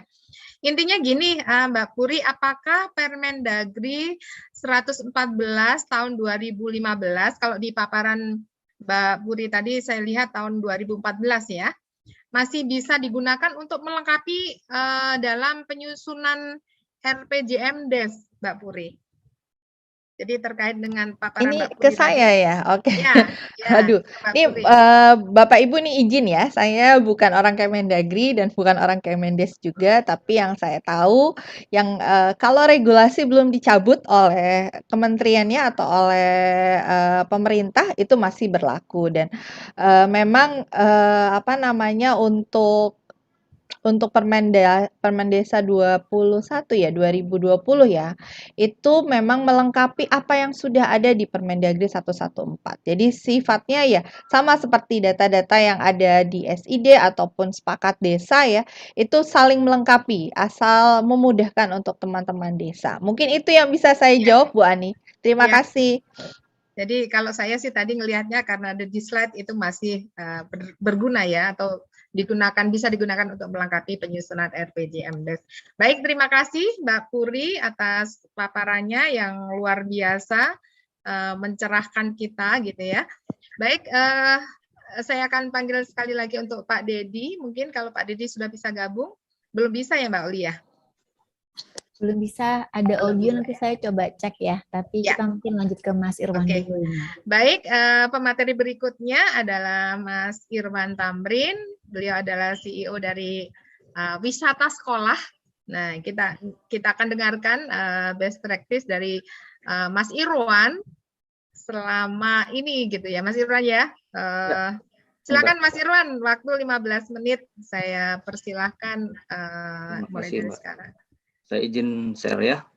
Ya. Oke. Sudah terlihat ya? Sudah terlihat, Mas. Baik, terima kasih Mbak, Mas, Bapak, Ibu, karena kita ngopi santai gitu ya. Jadi saya cuman cerita ngobrol nih dari pengalaman yang saya sering temukan. Kalau tadi ada Mas Sakti gitu ya, yang akademisi. Kemudian ada Pak Dedi harusnya yang bisa bercerita baik pelaksanaan bagaimana di desa, dan Mbak Puri juga dari Kompak. Kalau saya lebih ke praktisi, Bapak Ibu, teman-teman. Saya adalah provider wisata edukasi, atau nyebut kerennya kita school trip organizer, yang kita coba kemas, kita konsep lebih baik, yang sering membawa wisatawan. Banyaknya kita sekolah internasional. Kita bawa sekolah internasional ke desa-desa. Kenapa ke desa? Karena bagi saya pribadi, desa itu selalu menjadi destinasi yang menarik untuk dikunjungi. Saya ingat betul ketika awal-awal saya membangun wisatasekolah.com dulu, ada sekelompok anak-anak sekolah yang mereka nggak tahu bahwa padi itu adalah beras yang biasa mereka makan sehari-hari gitu ya. Jadi karena di kota itu udah nggak ketemu lagi yang namanya sawah, Bu. Aduh, itu kasihan gitu ya. Nah, kemudian saya semakin jatuh cinta bawa teman-teman ke desa gitu ya, anak-anak sekolah. Nah, kemudian sampai suatu saat saya datang ke sebuah desa. Desanya ini desa sudah berprestasi ya, udah tingkat internasional. Tapi ternyata banyak sekali catatan dari desa tersebut yang tidak sesuai dengan standar pelaksanaan wisata edukasi. Nah, dari situ saya agak mikirnya gini, ini desa yang paling bagus di Indonesia aja, kondisinya kayak gini. Gimana desa-desa yang lain di seluruh Indonesia? Nah, kalau kondisinya standarnya tidak sama dengan apa yang kita buat di wisata sekolah, khususnya untuk market international school, otomatis bisa dibilang desa-desa ini nggak akan bisa naik kelas. Kelasnya itu akan dikunjungi oleh wisatawan lokal, belum tentu wisatawan domestik, apalagi wisatawan internasional. Nah, disitulah akhirnya saya mulai memutuskan untuk terjun ke desa, bantu teman-teman di desa wisata untuk membuat standar destinasi melalui wisata edukasi. Karena wisata edukasi itu dijadiin jargon mulu. Cara gampang ngembangin desa wisata itu pakai wisata edukasi, karena marketnya anak sekolah. Salahnya, mereka ngelihatnya ke pasarnya gitu ya, bukan ngelihat apa yang dipunya. Gitu. Akhirnya saya memutuskan untuk kuliah lagi, Bapak Ibu. Saya baru saja menyelesaikan master di Unpad, Magister Pariwisata Berkelanjutan Unpad, baru saja selesai. Tapi karena pandemi kali ya, alhamdulillah banyak hikmah, banyak yang dilakukan gitu. Saya dipercaya menjadi dosen luar biasa di Sekolah Pascasarjana Unpad untuk mata kuliah perencanaan bisnis pariwisata. Jadi pengalaman saya di startup, pernah jadi pemenang Wonderful Startup Academy 2019, dan beberapa kegiatan lainnya mungkin bisa di-sharing, dibagi ke teman-teman di Pascasarjana Unpad, terutama prodi pariwisata berkelanjutan, tentang bagaimana membuat bisnis perencanaan pariwisata yang baik gitu ya. Nah, fokus saya tetap lebih ke arah desa gitu, karena walaupun kami mengembangkan teknologi sekarang, teknologi yang untuk visitor management, tapi diarahkannya juga tetap ke desa wisata. Karena ini nih contohnya, ada Kampung Flori, destinasi wisata edukasi cocok untuk liburan keluarga. Cara gampang sekali saya perhatikan, desa-desa mau membuat destinasi wisata edukasi itu destinasi wisata atau wisata pedesaan atau arahnya desa wisata. Oke, kita main desa wisata edukasi aja, karena Siapa? Ayah. Iya, udah, kamu belum? Nah, ya udah pergi. Udah, dan jemput Karen. Oh iya, udah. Minta tolong Mas Andita. Oke. Nah, terus kemudian di tempat lain juga seperti itu. Tanam-tanam padi dijadikan destinasi wisata edukasi. Coba teman-teman Bapak Ibu yang mungkin desanya ingin sedikit mengarah ke arah wisata edukasi ya. Kalau tadi kita bicara RPJMDes, kemudian ada rencananya begitu. Saya agak turun lagi lebih dalam, karena di dalam RPJMDes biasanya rencana pengembangan desa ada di situ disebutkan wisata gitu ya. Salah satunya adalah bidang wisata. Nah, ketika wisatanya ini mau dikembangkan, harus diidentifikasi dulu potensinya. Potensinya yang kayak gimana gitu. Jangan sampai satu kecamatan ada 10 desa, 10-10-nya bikin wisata yang sama. Nah, itu yang saya khawatirkan. Karena kacamatanya ngelihatnya peluang. Nah, kalau di startup saya selalu tekankan ke teman-teman bahwa jangan pernah melihat dari peluang, tapi melihatnya dari problem. Karena kalau kita ngelihat dari peluang, hari ini lagi tren pisang goreng pasir. Semuanya jualan pisang goreng pasir gitu ya. Hari ini trennya spot-spot selfie. Semuanya bikin spot selfie. Akhirnya desa A, desa B, desa C, desa D semuanya bikin spot selfie. Gitu kan. Nah, terus dari kacamata si wisatawan tanya, kita ke desa A yuk. Tadi nanya, apa bedanya desa B? Sama juga sih, isinya spot selfie juga. Ya udah kalau gitu yang paling dekat aja deh. Akhirnya ngeliatnya kayak gitu. Nah, maka pertanyaannya perbedaannya di mana? ini yang jadi kunci buat teman-teman Bapak Ibu semua. Ketika kita membangun destinasi wisata, kita harus bisa membuat perbedaan yang sangat mendasar yang dilihat dari wisatawan. Kacamatanya nggak boleh kacamata kita. Kalau kita bicara pariwisata, harus melibatkan kacamata wisatawan. Kalau kita di produk, di startup itu selalu membuatkan customer dulu. Maka dari yang pertama dilihat itu adalah customer validation, belum ngomongin produknya. Divalidasi dulu siapa sih wisatawannya yang kita inginkan. Kemarin saya baru pulang dari ujung kulon, Bu, Pak, teman-teman, Mbak Ani, dari desa paling ujung, Ranca Pinang. Ujung sekali Banten. Itu dari Jakarta 9 jam perjalanan. Bayangkan, padahal bukan dari Jakarta, saya dari Tangerang Selatan, sama-sama Banten tapi ujung ke ujung 9 jam perjalanan. Kenapa? Karena dari daerah Sumur yang berbatasan dengan Taman Nasionalnya harusnya bisa ditempuh dengan setengah jam, karena jalannya hancur jadi 2 jam. Jadi ekstra penambahan waktunya. Nah, itu di sana mereka juga berusaha untuk membangun wisata edukasi. Tapi tadi segmentasi pasarnya nggak ngelihat, mereka cuma fokusnya hanya, oh ini kita mau bawa wisatawan. Wisatawannya seperti apa tipologinya yang kita inginkan. Nah ini yang mungkin sebelum kita bicara nanti ke arah rencana pengembangan desa mau seperti apa, kita perlu lakukan ini dulu Bapak Ibu. Kita harus identifikasi potensi desa wisatanya. Karena ini akan tertuang mungkin sebaiknya di dalam RPJMDes, begitu ya Bu Puri ya mungkin ya. Tertuang di dalam RPJMDes. Kalau kita bicara mau mengembangkan lewat desa wisata, potensi seperti apa yang mau kita kembangkan? Nah, kalau ngikutin definisinya kan kita mau mencari tahu nih sebenarnya kebutuhan apa yang ada dalam pengembangan desa wisata tadi. Kemudian setelah kita ketahui ini apa saja yang kita lihat kebutuhannya, harapannya dari apa yang kita punya itu bisa membedakan komponen yang satu dengan yang lain. Jadi sehingga apa yang kita miliki memang menjadi potensial gitu ya. Produk yang kita buat nanti menjadi valid ketika kita menginformasikan potensi wisata kita sebagai suatu destinasi pariwisata kepada wisatawan. Nah, jadi bukan hanya ngikut-ngikutan gitu. Oh, ada selfie, kita bikin lagi selfie. Oh, ada tanam padi, tanam lagi padi. Ini begini Bapak Ibu, saya kemarin bilang sama teman-teman di Desa Cibadak, mau bikin wisata edukasinya tanam-tanam padi. Saya bilang, marketnya siapa? Ya kita kejar market wisatawan potensial dari Jakarta. Terus saya sedikit ngomong kayak gini bercanda. Buat saya yang orang Jakarta, ngapain jauh-jauh harus ke ujung kulon yang jaraknya 9 jam, sementara saya ke Bogor cuma 1 jam bisa tanam-tanam padi. Saya bilang gitu. Karena ngelihatnya hanya, oh ya marketnya dari sekolah, dari anak-anak di Jakarta misalnya. Tapi nggak melihat tipologi wisata yang lain. Karena buat wisata edukasi, Bapak Ibu teman-teman, filosofi wisata edukasi buat saya, itu adalah memberikan nilai tambah yang sudah ada. Jadi bukan menciptakan potensi, tapi filosofinya adalah memberikan nilai tambah dari yang sudah ada. Itu kalau daya tarik wisatanya. Tapi kalau wisatawannya, marketnya, itu kita ciptakan yang baru. Gitu. Ketimbang kita melihat wisatawan yang umum, yang senangnya cuma selfie, yang jajannya cuma sedikit, kalau saya suka ngeledekin gitu ya, lebih ke mass tourism, nongkrongnya seharian karena nyari wifi gratis, tapi jajannya mah cuma 10.000. Gitu ya. Lebih baik kita mencarinya yang quality tourism.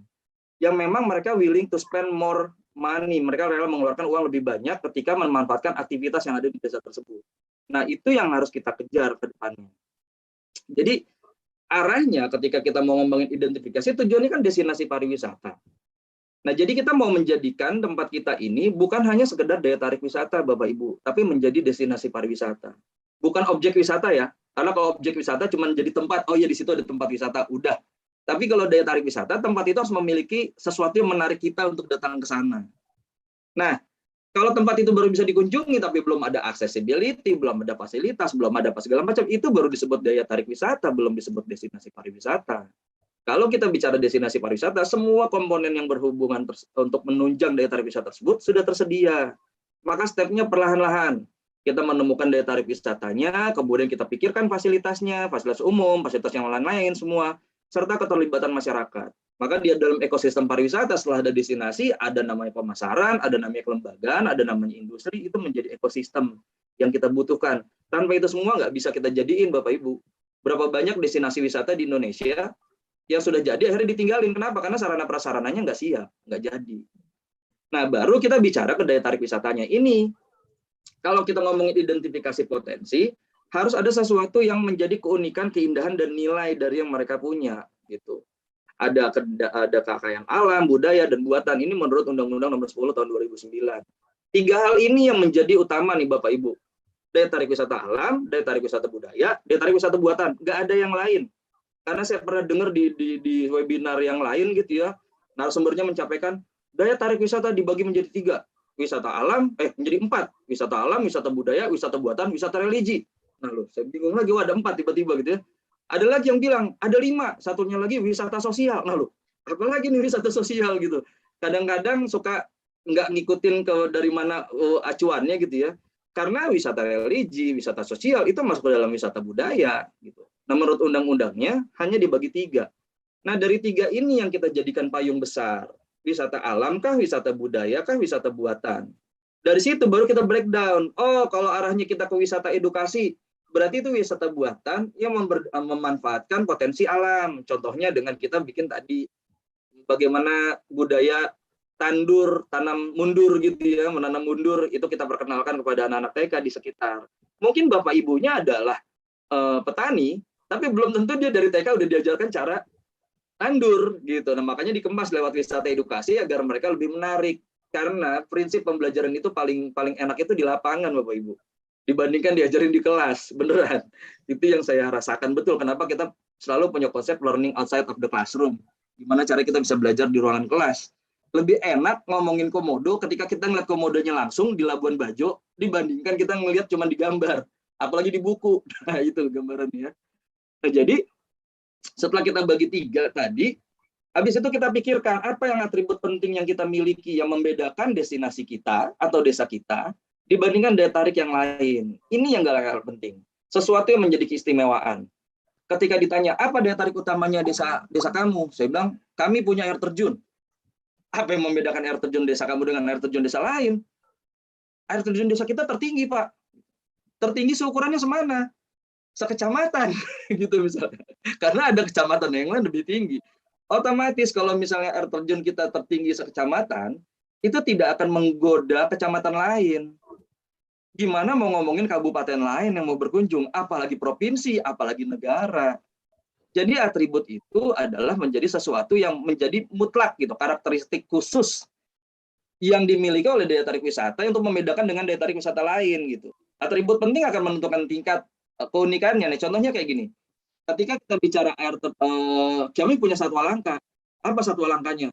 Komodo misalnya. Nah, ukuran langkanya apa nih? Apakah ada di kecamatan lain? Nggak ada.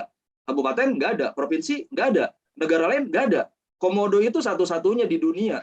Maka karena dia menjadi satu-satunya di dunia, nggak heran kalau dari negara lain mau berkunjung ke Labuan Bajo, ke Pulau Komodo. Karena pengen melihat naga terakhir yang hidup di muka bumi. Gitu.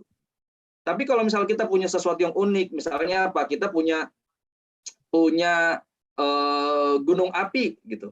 Nah, karakter gunung api itu juga ada di provinsi atau di negara lain.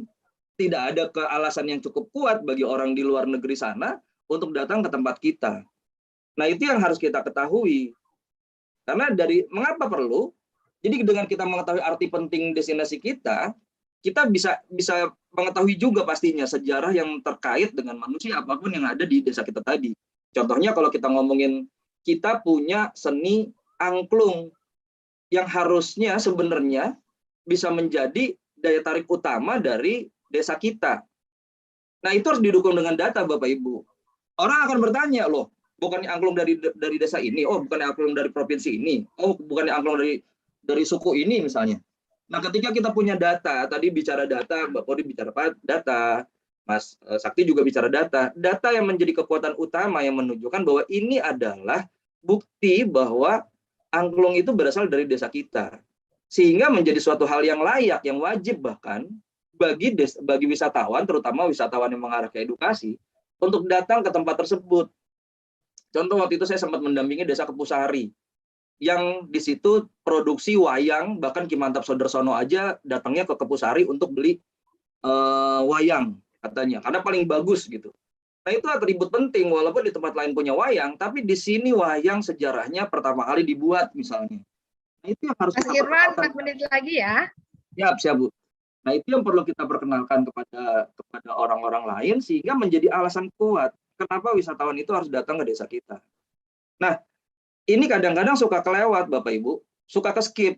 Kita ketika membuat identifikasi desa wisata, potensi desa wisata, ngelihatnya hanya berdasarkan apa yang kita inginkan. Sesuatu yang bagus menurut teman-teman di desa, belum tentu bagus menurut wisatawan di luar sana. Begitu pula sebaliknya. Sesuatu yang menurut kita kurang bagus di desa, ini nggak ada indah-indahnya di desa. Belum tentu itu tidak indah. Bisa jadi di mata wisatawan itu indah, di mata kita biasa aja karena setiap hari kita ngeliat itu. Nah, maka selalu libatkan customer. Kalau di startup kayak gitu. Nah, kalau di pariwisata selalu libatkan wisatawan dalam membuat produk atau memberikan keputusan di dalam bidang pariwisata. Nah, maka yang harus dilihat adalah ada kelangkaannya atau uniqueness, ada keindahannya, ada keasliannya, ada kemurnian, ada keragaman. Langka, nggak bisa ditemui tempat lain, cuma di tempat kita doang, itu menjadi atribut penting. Indah itu relatif ya Mbak Oli ya. Indah menurut kita, belum tentu indah menurut orang lain. Jadi yang bilang indah ini siapa? Wah Pak, saya punya air terjun indah banget. Begitu dilihat, gitu doang, air terjunnya. Karena indah menurut dia, belum tentu indah menurut wisatawan. Nah bisa jadi menurut dia tidak indah, jangan apa kita ke gua itu, guanya nggak indah. Tapi begitu wisatawan datang sana, gila ini keren banget gitu kan. Kacamatanya berbeda, maka selalu ada tes produk ketika kita membuat produk wisata, harus kita uji cobakan ke wisatawan. Nah, ada keaslian, ada kemurnian. Apa bedanya asli sama murni? Nah, ini jadi perdebatan nih selalu kalau ke teman-teman desa nih. Pak, saya punya asli. Oh iya. Saya punya murni. Oh iya. Asli itu ya dari daerah situ. Kalau murni udah dimodifikasi, bahasanya kayak begitu. Tapi hasilnya juga bagus gitu. Dimodifikasi menjadi sesuatu yang baru. Ada juga desa yang tidak punya kelangkaan, tidak punya keindahan, keaslian dan kemurnian, tapi dia masuk lewat keberagaman. Saya memang tidak punya kuliner, Pak. Tidak seperti desa lain. Tapi kita bikin food bazaar, food court, yang isinya seluruh makanan yang ada di Jawa Tengah ada di situ. Nah, jadi daya tarik juga. Atau di satu tempat kita bisa dapetin semua makanan. Nah, itu yang harus dibuat sama teman-teman desa wisata. Dari pengalaman saya ketika turun ke desa-desa, mereka tidak memiliki perencanaan yang matang ketika memutuskan menjadi desa wisata. Desa wisatanya jadi jargon. Sekarang katanya gampang banget ngembangin desa karena murah, yaitu dengan cara desa wisata. Tapi kalau misal kita nggak punya perencanaannya, seperti yang materi kita bahas hari ini ya Mbak Ani ya, kalau nggak punya perencanaannya, yang terjadi apa? Gagal, udah berencana nih. Tadi kan kalau nggak ada perencanaan sama aja gagal merencanakan gitu ya. Benar. Ya kalau perencanaannya salah juga ya akhirnya jadi salah juga. Itu yang paling penting teman-teman Bapak Ibu. Iya. Kurang lebih sih gambarnya cuma itu doang yang mau saya sharing ke Bapak Ibu teman-teman. Kalau mau detailnya setelah identifikasi akan ada step berikutnya. Wah itu kita jadinya 3 hari 3 malam ya. Ini banyak sekali tematik di sini yang terkait wisata, pasti sangat berguna ini materi dari Mas Irwan. Betul. Jadi ya Mbak Ni yang membuat saya waktu itu bisa menang Wonderful Startup Academy karena kita membuat spesifik tematik educational tourism, wisata edukasi tematik yang memang dibutuhkan oleh kurikulum sekolah. Itu yang kita buat. Oke. Gitu. Dan catatan tadi kalau saya lihat ya bukan menciptakan potensi ya Mas ya, tapi memberikan nilai tambah. Tapi kalau marketnya kita yang ciptakan ya Mas Irwan ya. Iya betul. Dan faktanya memang banyak ini desa wisata yang mulai ditinggalkan karena secara prasarana dan sarana memang nggak memadai ya Mas ya. Betul. Kita sama juga yang ditangkap oleh Mas Irwan. Karena memang butuh waktu ya Bu untuk wisata edukasi bisa berkembang. Makanya kalau kita nggak punya atribut penting itu akan lebih sulit lagi ngangkatnya. Banyak kok saya ketemu desa wisata yang biasa-biasa aja, tapi karena bagus nih si pengelolanya bagus membuat membuat kemasan, menjualnya, betul menjualnya, membrandingnya mungkin membrandingnya betul. Kemudian dia bisa melihat dari angle yang berbeda gitu. Pada akhirnya didatengin wisatawan gitu. Ya. Oke, menarik sekali nih Mas Irwan paparannya luar biasa. Nah, tapi waktu juga yang membuat kita harus mengakhiri paparan. Terima kasih sekali lagi Mas Irwan. Mungkin Mbak Oli saya membacakan dari chat dulu atau dari Slido? Boleh, silakan dari chat dulu juga boleh sambil kita lihat. Ini ada mungkin untuk Mas Sakti ya, Mas Sakti sama Mbak Puri ya. Tantangan desa agar perencanaan sukses sesuai dengan asa adalah kerja keras membuat database. Selama ini desa sudah banyak jadi tukang input, Namun banyak desa sendiri yang tidak punya data yang valid. Banyak aplikasi tata kelola desa yang ditugaskan ke desa, namun masing-masing belum terintegrasi. Ada SDGs desa, ada Puskesos, dan lain-lain. Serta yang baru diurai narsum barusan adalah sepakat dari Bappenas atau PPN. Yang diinput itu aja, sama dengan SDGs Kemendesa PDTT. Bagaimana tanggapan dari Mbak Puri dan mungkin dari Mas Sakti juga kali ya, tanggapan singkat. Silakan Mbak Puri dan Mas Sakti. Mas Sakti dulu mungkin. Ya, Mas Sakti. Monggo Mas silakan. Sakti. Kalau saya dulu berarti nggak terlalu berat karena nanti jawabannya di Mbak Puri. Siap. Biar Mbak Puri sambil ngopi maksudnya. Iya, benar. Kalau saya ngopinya gimmick ini, Bu. Jadi ini kalau dibalik nggak ada isinya tuh. Baik. Baik, terima kasih pertanyaannya bagus sekali ya. Saya pikir ini yang juga jadi apa ya, kalau saya bilang kecemasan tidak, tetapi menjadi sebuah pertanyaan besar bagi desa-desa ya. Banyak sistem SID dan seterusnya yang termasuk kemarin kita dampingi RPJM desa, mereka juga punya sistem informasi untuk input data, tetapi lucunya yaitu ketika datanya sudah siap, sistem inputnya yang belum siap. Nah, dari beberapa pengalaman desa dampingan kami yang kami sepakati bersama di tim kami begitu, bahwa sebenarnya kami sampai pada tahap desa ini harus punya kemandirian soal data. Itu yang paling penting. Jadi apapun platformnya, apapun inputannya nanti, tetapi kemandirian data itu, di sini saya juga mati lampu barusan. Nah, di sini yang kita lihat adalah kemandirian data. Jadi kadang kami menjembataninya dengan sistem yang lebih sederhana. Jadi basis Excel yang sebenarnya mereka sudah sering gunakan, mereka bisa manfaatkan setiap waktu, itu yang kemudian kita manfaatkan. Jadi pertama dulu kami rintis bersama Kompak juga ya, caranya bagaimana mulai dari input sampai pendataannya sampai updatingnya itu kami manfaatkan kelembagaan yang ada di desa. Makanya tadi kalau kita berbicara pendataan itu harusnya juga menjadi salah satu aktivitas pembangunan yang ada di RPJM Des. Dianggarkan juga boleh gitu loh. Kalau itu nggak penting gitu loh. Yang jadi masalah kan orang berpikir bahwa RPJM Des ini setelah ada data. Nah, datanya dari mana? Padahal pendataan desa itu RPJM Des juga harusnya bisa.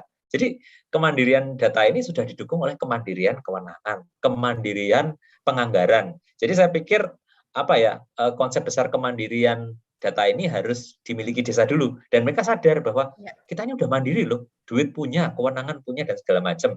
Nah, masalah sistem informasi yang membingungkan dan segala macam, kemandirian itu kita fasilitasi dengan sistem yang sederhana dulu, dan itu bisa ditarik ke sistem informasi yang lain nanti ketika dimungkinkan. Tetapi proses RPJM Des dan seterusnya berjalan dulu. Itu dulu kali Bu Rohani, tetapi prinsipnya itu. Terima kasih. Ya, terima kasih Mas Sakti. Mungkin Mbak Puri ada tambahan sedikit? Iya, nambah sedikit ya. Jadi sepakat itu sebenarnya hadir untuk memicu kemandirian desa bisa timbul ya untuk data. Nah, kalau desa-desa sudah punya data, sudah berdaya, sudah mandiri, bisa menyediakan data sendiri. Nah, sepakat ini sebenarnya jadi alat bantu analisisnya. Alat bantu analisis untuk memudahkan desa menampilkan dalam bentuk grafis. Jadi tinggal klik mau menampilkan dalam bentuk apa, pie chart atau apa. Nah, itu mungkin sesuatu yang bisa kita mengisi gap yang ada di desa gitu. Jadi sementara ini yang saya tahu ya di beberapa desa itu mereka sudah punya data, tapi datanya belum bisa ditampilkan secara cantik atau dihubungkan untuk untuk memudahkan penyusunan dokumen perencanaan desa. Nah, mungkin itu sedikit ya untuk mengisi kekosongan yang ada ya Mbak Ani dan Mas Sakti dan Bapak Ibu. Monggo.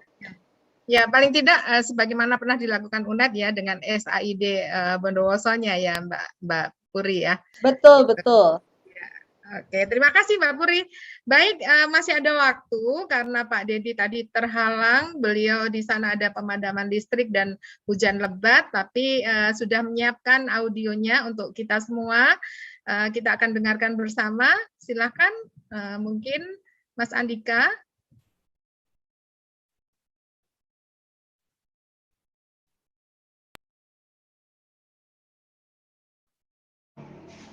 Assalamualaikum warahmatullahi wabarakatuh. Mohon izin dan mohon maaf sekali lagi kepada para akademisi, pemerhati pemerintah desa yang kami banggakan dan sangat kami muliakan serta hormati. Pada intinya apa yang tadi disampaikan oleh Bapak Sakti itu benar adanya, bahwa di desa masih banyak kekurangan, terutama dalam penyusunan perencanaan, sehingga mengakibatkan pada kurang efektifnya pembangunan di desa kami. Itu sebelum ada kerjasama dengan pihak Unpar, kami sangat kebingungan dalam penyusunan RPJMDes, terutama berkaitan dengan sudah terbitnya Peraturan Menteri Desa nomor 21 tahun 2020 tentang pedoman penyusunan pembangunan di desa. Untuk mengaplikasikan hal itu sangatlah sulit bagi pemerintah desa.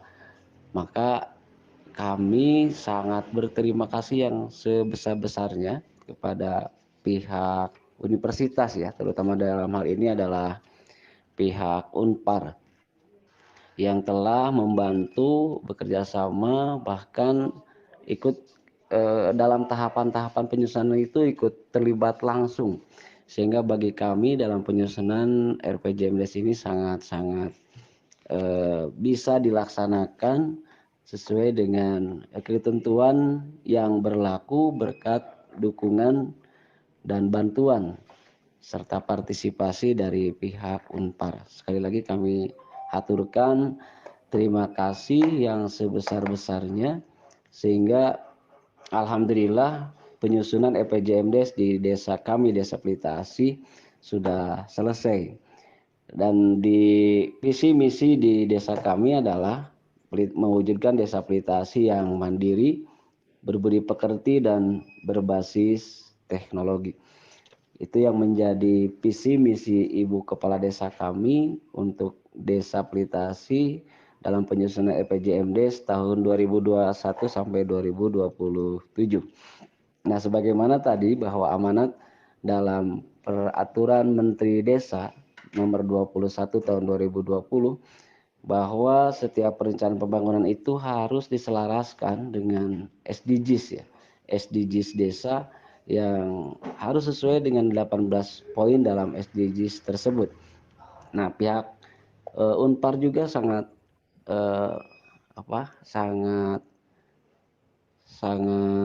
menjadikan dalam penyusunan menyelaraskan antara SDGs dengan perencanaan pembangunan ini langsung terlibat.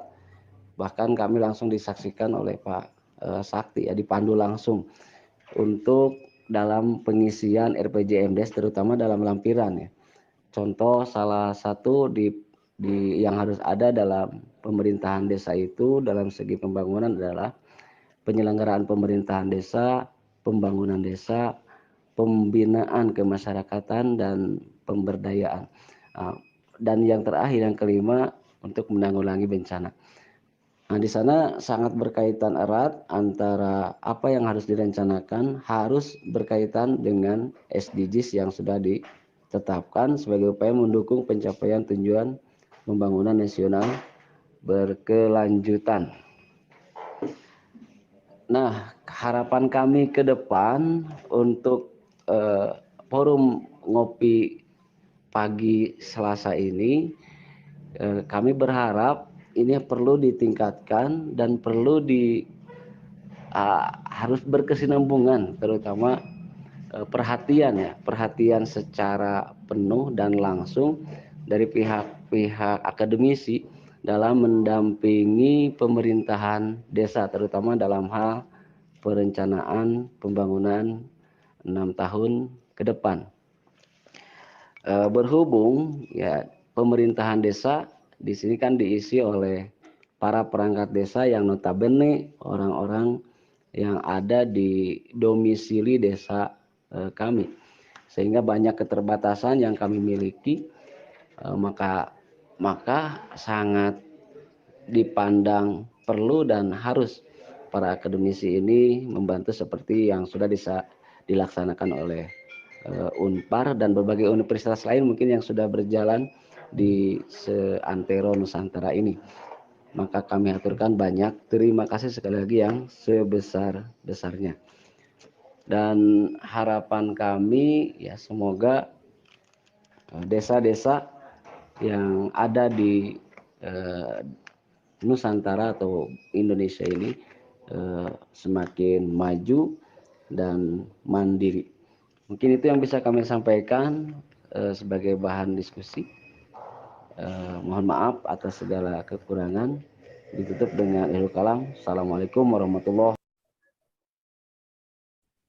Baik, itu tadi adalah paparan dari Bapak Sekretaris Desa, di mana kita tadi diingatkan bahwa kalau bahasa Prof. Yuli Witono itu bagaimana perguruan tinggi tidak menjadi menara gading, tetapi bersinergi dengan desa, dan ini dirasakan oleh Desa Pelita Asih di Garut. Bagaimana sinergi antara perguruan tinggi dengan desa, di mana perguruan tinggi Unpar telah mendampingi Desa Pelita Asih untuk menyusun RPJMDS-nya yang sudah disinergikan dengan SDGs Desa. Demikian Bapak Ibu, tadi audio yang kita dengarkan dari paparan Pak Dedi. Selanjutnya adalah pertanyaan di chat sudah kita selesaikan. Kita akan bacakan pertanyaan di slido.com. Pertanyaan untuk Pak Dedi. Kebetulan Pak Dedi ini tidak ada ya. Mbak Oli, gimana Mbak Oli? Kita sampaikan lewat chat ya nanti ya. Ya. Mbak Ani boleh sebelum kita lanjut ke tanya jawab, mungkin kita tarik dulu door prize, Mbak Ani. Oh biar iya, kita punya door prize 2 buku dan 2 paket teh telang ya. Ini tentu saja teh telangnya produk dari UMKM ya Mbak Oli ya. Silakan Mbak Oli. Betul. Oke, jadi Bapak Ibu yang belum mengisi link presensi, diisi dulu, karena kalau nggak diisi nanti tidak bisa masuk ke dalam Wheel of Fortune. Apakah roda keberuntungannya sudah muncul ini Bapak Ibu? Sudah muncul, Mbak Oli. Ini saya import data peserta dari link presensi. Jadi yang belum isi linknya belum muncul di sini. Masih ada 2 door prize lagi. Kami tarik 2 ya, Mbak Ani ya. Baik. Oke, dilihat teh Bapak sama Ibu. buku ya? Boleh, 1 buku praktik baik Unmes Membangun Desa dan 1 paket teh telang dari Pasuruan. Ini yang pertama, Mbak Ani. Semoga. Lindon itu. Mas Sakti jangan-jangan.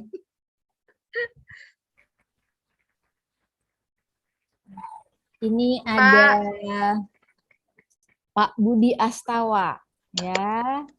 Terima kasih. Ini adalah sahabat kompak ini nampaknya nih Pak Budi. Selamat Pak Budi dari NTB.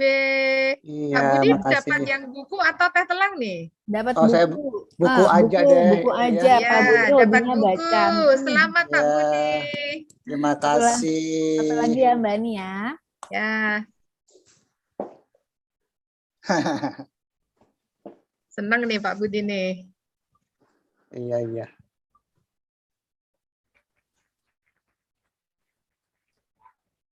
Ini ada Aprizal Zainal.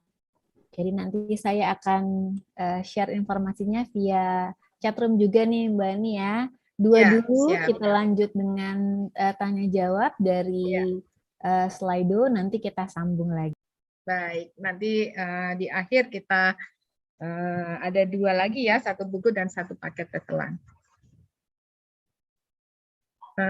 Baik, ini nanti PR untuk Pak Dedi. Kemudian apabila desa ingin menjadi lokasi uji coba sepakat desa, bagaimana ya caranya? Nah, ini mungkin untuk Mbak Puri nih. Kemudian saya bacakan yang lain lagi. Apa yang perlu diperhatikan saat merencanakan pengembangan desa wisata? Data apa saja yang diperlukan? Nah, ini untuk Mas Irwan. Kemudian untuk Mas Sakti, apakah Universitas Parahyangan bisa mendampingi desa di luar Jawa Barat, Mas Sakti? Nanti mau dijawab ya Mas Sakti ya. Baik, ini rupanya lengkap ya untuk ketiga narasumber kita. Silakan untuk bisa dijawab. Mulai dari Mbak Puri, Mas Sakti, kemudian Mas Irwan. Silakan. Iya Bu Ani, ini pertanyaannya sepertinya paling mudah dijawab. Ya, Bapak Ibu, jika ada yang tertarik untuk sepakat, Bapak Ibu bisa mengirimkan surat kepada maaf ini ada anak saya di belakang, kepada Direktorat Penanggulangan Kemiskinan dan Pemberdayaan Masyarakat Kemen PPN Bappenas. Nanti dari Bappenas yang akan memberikan asistensi langsung. Mungkin itu Mbak Ani jawabannya. Kan ya, Terima Mbak Puri kasih. di kolom chat ya. Boleh, nanti saya tulis. Ya. Rupanya ini langsung laku ini Mbak Puri. Baik, kemudian Mas Sakti, silakan. Bisa enggak Mas di luar Jawa Barat nih?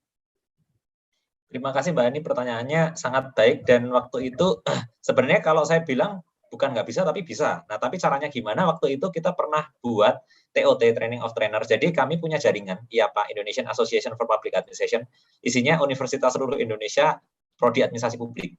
Jadi waktu itu sebenarnya kegiatan kami di 2016 itu sudah kami buatkan modul dan sudah kami latihkan ke jaringan kami. Artinya dan itu terkait dengan pendataan. Tapi untuk RPJMDes mungkin ini nanti bisa kerjasama dengan Kompak gitu ya. Siapa tahu Kompak, wah ini lihat bagus. Tadi sebenarnya modul satu slide itu modul Mbak Oli, itu modul penyusunan RPJMDes gitu. Nah, siapa tahu mau dibikinkan modulnya, nanti kita bisa manfaatkan jaringan kami. Kalau hanya Unpar memang masih terbatas di Jawa Barat, tetapi jaringan kami di IAPA itu seluruh Indonesia. Itu mungkin sedikit Mbak Ani. Terima kasih. Ya, terima kasih. Artinya bisa ya, Mas. Saatnya untuk mengepakkan sayap seperti tadi permintaan partisipan dari luar Jawa ya. Kompak gimana, nggak hanya di situ gitu ya, ke tempat kami juga gitu. Rupanya sama dengan permintaan ke Mas Sakti. Baik, terakhir untuk Mas Irwan, silakan Mas Irwan. Baik Mbak Ni, pertanyaannya juga bagus nih. Cuman nggak bisa langsung diomongin secara teori ya. Karena apa saja yang dibutuhkan untuk pengembangan desa wisata, yang pasti kalau di desa Bapak Ibu semua ada Pokdarwisnya, itu akan sangat membantu Bapak Ibu. Karena Pokdarwis itu intinya adalah kelompok orang yang sadar mau pengembangan wisata. Bukan berarti setiap desa itu harus bikin desa wisata loh ya. Ini jangan kejebak sama serba demam desa wisata gitu ya, biar dikunjungin sama menteri-menteri gitu, terus semuanya bikin desa wisata, enggak juga. Makanya tadi tujuannya mengidentifikasi potensi desa tadi, agar kita bisa mengambil keputusan nanti. Kan data itu tujuannya adalah informasi dalam pengambilan keputusan ya Bapak Ibu semua ya. Ketika kita dapat data tersebut, sehingga kita bisa dapat penilaian, layak nggak sih nih kalau dikembangkan jadi desa wisata? Kalau misal memang layak, sikat. Gitu ya. Kalau misalnya enggak, jangan. Nah jadi akhir-akhir ini lebih banyak teman-teman desa wisata yang berkolaborasi, melibatkan pihak luar dalam pengembangan desa. Kalau bicara desa wisata ya ada akademisi, ada praktisi, ada media, ya semuanya tuh pentahelix itu kepake banget gitu. Nah dari praktisi yang ngomongin dari sudut pandang market, contoh saya bisa kenal sama Mbak Oli karena saya di komunitas yang kacamatanya market gitu, jadi ketemu sama Mbak Oli di Kompak gitu ya. Dari situ nanti kita bisa mix and match, karena banyak desa wisata yang sudah membangun desa wisata, udah jadi, pelatihannya udah mantep banget, tapi jadi gagal karena fail to meet market. Udah jadi nih, wisatawan yang nggak datang Bapak Ibu. Percaya deh, setahun kemudian hilang gitu ininya, aktivisnya hilang. Dari tadinya Pokdarwisnya 30 orang bisa tinggal 3 gitu ya. Karena buat apa orang wisatawan yang nggak datang? Nah, itu disitulah perlu kolaborasi nanti. Nah, di situ harapannya datanya akan semakin kaya untuk kita pengembangan desa. Artinya bisa diadaptasi tapi jangan ditiru-tiru mentah-mentah ya 100% betul. Gitu Mas Irwan ya. Jangan plek-plekan, harus ada uniqueness, betul. Iya, potensinya berbeda-beda ya. Iya betul. Sip, terima kasih. Terima kasih atas jawaban luar biasa dan paparan luar biasa dari 3 narasumber, 4 narasumber. Pak Dedi tadi berhalangan untuk join karena jaringan, dan ini luar biasa. Mudah-mudahan muncul Mbak Puri kedua, ketiga, dan seterusnya, Mas Sakti 1, 2, 3, Mas Irwan 1, 2, 3, dan semuanya menginspirasi kita semua. Sebelum ditutup mungkin Mbak Oli untuk apa namanya tadi, janji yang 2 paket, 1 buku dan 1 teh telang tadi bisa di Bisa, sebentar. Kita putarkan dulu. Ini yang belum isi link presensi nanti nggak dapet ini. Oke, sudah nampak Bu? Sudah nampak Mbak Oli. Ini sambil menunggu putar-putar, saya mungkin titip juga informasi nih Mas Sakti ya. Ketika kita uji coba 2016-2017, teman-teman Unpar itu menginisiasi pelatihan. Jadi ada modul TOT untuk monografi data desa ya Mas Sakti ya. Ada bukunya, jadi kami akan upload bukunya itu ke platform Inspirasi UMD. Itu saya sudah share linknya yang ada di chatroom. Jadi nanti monggo Bapak Ibu bisa lihat dan bisa kunjungi untuk dapatkan informasi yang bermanfaat buat Bapak Ibu semuanya. Saya tarik 2 ya. Kita buku ya Mbak Ani ya. Buku dulu, yang pertama buku dulu, baru paket teh bunga telang. Pas ini hujan-hujan, baca buku sambil minum teh telang. Sambil minum teh, anget-anget ya. Setelah kopinya habis, Mbak Oli. Betul. Ini ada Ibu atau Bapak ini? Nikmal Baroya. Apakah masih ada nih beliau? Oke. Wah, Mbak Nikmal Baroya dari UNED ini. Oh, dari UNED. Baik. Satu lagi ya, terakhir ya, Mbak Ani ya. Ya, Mbak Oli.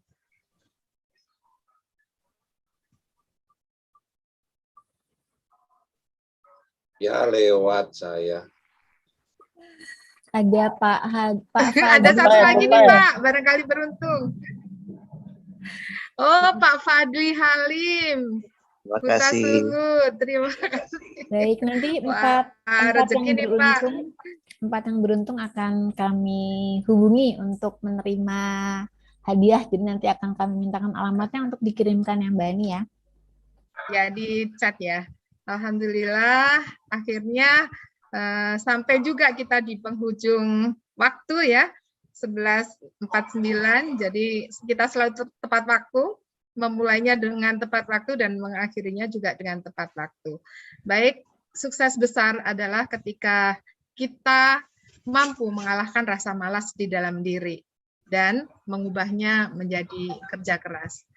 Akhir kata, tak ada gading yang tak retak. Saya, Rohani, selaku moderator, memohon maaf apabila terjadi kesalahan selama membawakan acara.